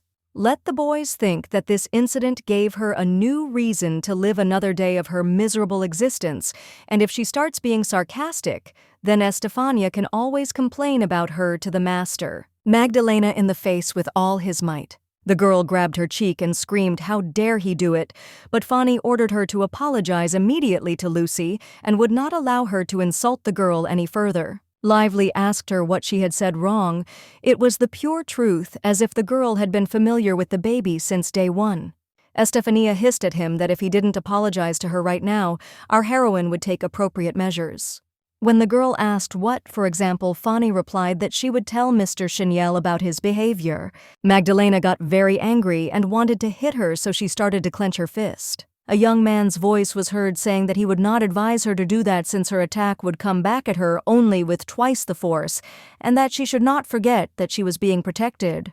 Then Lively exclaimed that she really wanted to get along with her, but it was a shame that it didn't work out. After she turned around abruptly and started to leave, our heroine wanted to stop her. But the boy grabbed his hand and told him he shouldn't do that. After a while, Lucy saw what had happened to the dress she had created. Estefania started apologizing and saying she was sorry because she had tried so hard for her, and in the end everything was ruined. Yuchi exclaimed, "What did she have to do with it? Let him look at the little girl. She is not angry with her at all." The girl just stood there and silently stared at the torn suit. Piss told him that if he wanted to punish him, he should do it. The girl suddenly became sad and looked as if she was in some kind of trance. While our heroine was thinking about what had just happened, a relative appeared in the room. The animal stopped in front of the baby and bowed its head silently. Literally a moment later, a magical formation appeared behind the baby, after which a powerful flow of energy hit the creature. After that, the boy said that they would talk to Magdalena later and that there was no need to worry about the dress because it would be as good as new for the dance. The girl smiled and thanked them for everything they do for her. The boy said that they had already fixed the dress, and now they could rest, and at the same time he began to think about what to cook for dinner. Unexpectedly, our heroine apologized and said she wanted to make sure Vito was okay, after which he turned around and started running somewhere, saying that he would be back for dinner. When Fanny approached the animal, it asked her why the girl was coming. She replied that she just wanted to talk a little. The familiar Rose smelled it and noticed that the smell was very interesting. Estefania immediately remembered Eliot's words about how a creature summoned by a wizard is common in the Central Lands, but they only stick to their master. She was already muttering out loud that his scent really indicated that he would soon die. Vito replied that he didn't know if she would die or not, but that he simply found her smell pleasant, and that was why he wanted to talk to her. Remembering the girl's words about her rotting corpse smell, our heroine realized that Lucy was a demon. The creature replied that it was true, and that its owner was that strange guy with round glasses. Now, the girl understood why she did not act of her own will. In the original story, there was not the slightest mention of this. She thought the girl was a magician like all the others. It is natural that she could not know some of the small details that were not mentioned in the novel. The author did not write them down because this would not have affected the original plot in any way. The familiar explained that this demon is much stronger and a couple of ranks higher than him. Her sense of smell is special and she can sense approaching death. Estefania thought to herself that a girl who sensed death was incredibly comical to have met her here. She said out loud that Lucy told her that she smelled like a rotting corpse, but after a while she said it started to smell different. What could this be due to? The relative replied that he did not know and that it would be better to ask him directly. However, there is no doubt that this is related to the king of the magicians, the man everyone calls the Master. Our heroine looked at him in surprise and asked what he meant. Vito replied that he couldn't feel the strong scent of affection that enveloped her. She literally radiates this magic, as if it unconditionally belongs to him alone. Perhaps her physical state changes due to his magic in her body. The girl thought about his words. Maybe his magic was on her because they slept together, or it was because of the ring. When the creature saw the ring on her finger, she realized that Shinel was in love with her. So this explains why Stephanie was literally marked with magic. Our heroine replied that he was wrong. The knight would never love someone like her. There is no charm in her, and even if her paths with Angelica had separated in this story, nothing would have changed since not even her family could love Fani. So why would such a wonderful person love her? He then said that he would talk to Lucy about his smell, and added that he had one more question for him. When she first came to the castle, he went to her room at night. Can the creature say, "Why?" Estefania remembers those scarlet eyes full of madness, and now looks at Vito as if he were not him. The relative replied that this was not the case and that he did not understand what he was talking about.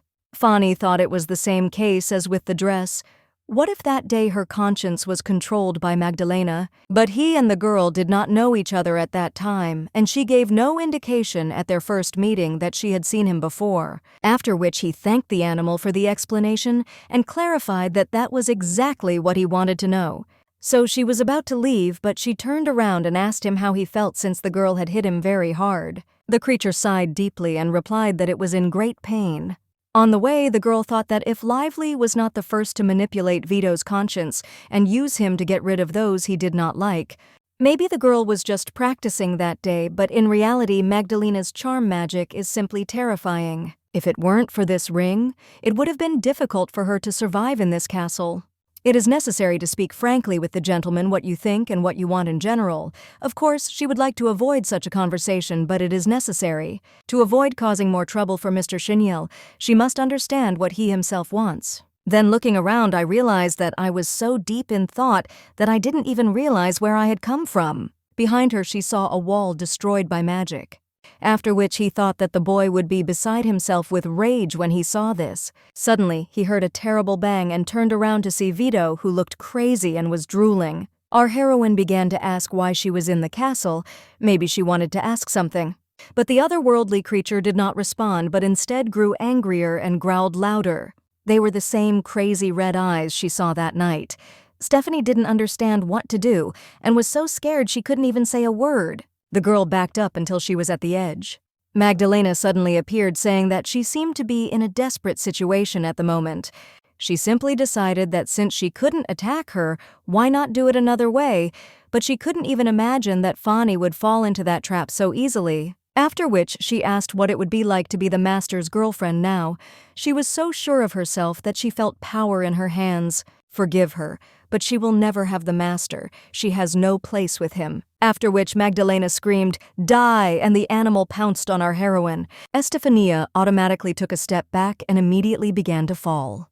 No matter how much everyone tried to protect her, the girl managed to kill her, but she had no intention of dying so easily.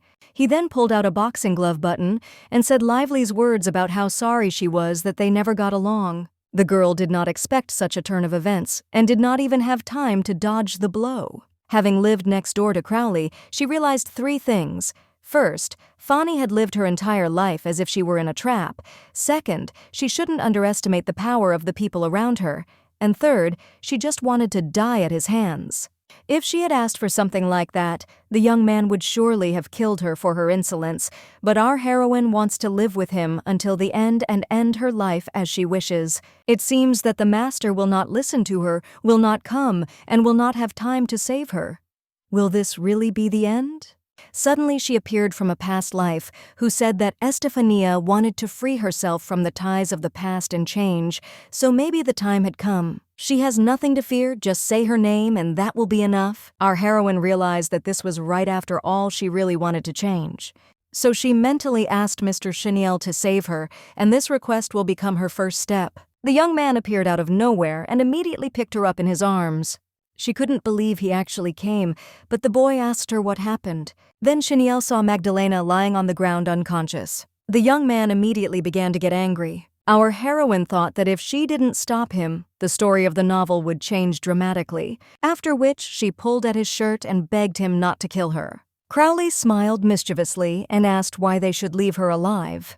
Lively loved everyone, and everything she wanted eventually became hers. Her father said he contacted a fashion house and they made a dress especially for her. The girl began to be capricious that it was not pretty, she wanted a shiny dress. The Pope immediately asked for forgiveness and said that he would have the most beautiful dress decorated with precious stones sewn to her measurements. At the dance, everyone present admired Magdalena's beauty. One of the boys said that she was engaged to a prince, but this is not surprising because she is the most beautiful girl in the Western lands. He replied differently that he agreed, but he still liked a girl like Princess Mia. The girl heard this and began to direct her charms in his direction. The young man immediately changed his mind and said that she was the most beautiful woman of all, and that for such a lovely lady it would not be a sin to sacrifice one's life. One day the father burst into his daughter's bedroom and asked her how she could understand all this and why she had decided to go to the Central Lands, after which she clarified whether it was because of the broken engagement with the prince. Magdalena replied that she didn't give a damn about the prince whom she had never seen in her life. The girl found a worthy husband. This is Shinel. Crowley, he will become her fiancé. She heard that the teacher was an inaccessible man, but she was sure that sooner or later he would fall in love with her, until Estefania came into their lives. The girl did not understand what the master saw in her was an obstacle between her and Crowley, so she decided that if the girl disappeared, then the master would finally look at her. She believed in this with all her heart. But why was he strangling her now with the help of his magical abilities? Suddenly a she-devil appeared, Lucy, who asked him to stop. The young man asked him what he wanted. Was he really going to stop him? The girl replied no, that he just wanted to finish her off himself. Magdalena looked at his black wings and his pointed ears and could not believe what she saw. These signs pointed to a demon. These creatures sometimes take human form, but she didn't know Lucy was one, so she started screaming loudly for her to forgive her. But the young man and the girl looked at her attentively and at the same time murmured that she must die. After which, the boys unleashed all their magical power on her. When it was all over, the boy realized that he himself should have done this a long time ago. It is not clear what this woman of such unpleasant character expected. The baby remembered our heroine's words when she was little that she wanted him to be the happiest in the world. And then he thought that he had to make her as happy as possible no matter what it cost him, and therefore he had to do everything right. After a while they were already sitting together, and Yuchi asked him if he understood what they were going to talk about now. The little girl was actually worried and didn't think she would ever have to use that thing. Fanny recalled how he handed her this glove and said that although she had a ring that would protect her if something happened, she was an attacker and needed it to defend herself. When the girl said that it was too big and it was not clear how to carry it, Yuchi exclaimed that there was no need to worry. The glove can be made smaller so that our heroine can always have it at hand. Estefania, I didn't actually think about using it until this very day. Then the girl asked what had happened to Magdalena because she had heard her screams outside. After Mr. Shinel picked her up, he immediately teleported her into the room. Then the young man suddenly disappeared and she doesn't know what happened next. The boy thoughtfully replied that Lively was either dead or not. Our heroine pointed out that if she is really dead, then the original story will be irrevocably changed. Suddenly, Estefania lost consciousness and Yuchi could not understand what was happening to her. When he came to, he began to apologize and say that it seemed that the tiredness had simply accumulated and the baby asked him to stop apologizing. Fanny told herself that who would have thought that she would suffer from a high fever. Suddenly, the boy said that people don't have such a high fever for no reason. He knows perfectly well that she is trying with all her might to hide her poor health. She felt sick too often, and he just couldn't ignore her condition. The girl replied that she simply gets tired very easily, so she did not bother him with those stories, so he should forgive her. The boy replied in an annoyed tone that he was very sorry that he couldn't help her in any way. Our heroine immediately exclaimed that there was no need to say that because Yuchi shouldn't do it. Then the little boy said that he shouldn't have brought up that subject just now, that he should let her rest, and that he would visit her tomorrow. When the boy left, our heroine began to think that the reason was not his illness. She was too shocked by how irrevocably history had changed. Then Stephanie carefully removed the wedding ring from her finger. He was immediately overcome with terrible pain and began to have convulsions. When the girl put it back on, she immediately felt much better, as if she was not sick. Even though Magdalena is dead, the knight will still meet Angelica one day, but she has a premonition that history has now changed forever. This feeling has become especially strong after Shinel's recent changes in behavior. Why does he want her not to live in the past? Why does he share the same bed with her? Why does he want her to survive? Although it is impossible and Fani has clearly decided not to build castles in the air, perhaps he has fallen in love with her, after which she muttered that the master loved her but that simply couldn't be true. The young man who silently entered his room was simply shocked by what he heard. The young man's first impression of her was that she was very strange. Whether she was a princess or not, nothing stopped the master from killing her. That was why he did not want to tolerate her secrets or her antics, and he was ready to get rid of her immediately. But when she screamed that she really liked the master and that he had the right not to love her, but Fani did not allow him to say that his feelings were not real, the boy felt a chill in his heart for the first time. Shinel didn't understand what that feeling was and what caused it, so he decided to leave it in the castle. Then Crowley approached the boy and told him that from that day on he would take care of that woman. Yuchi noted that there were again no specific details as he has a habit of not explaining anything properly, after which he added that as he understood it, he needed to take care of Estefania, but why?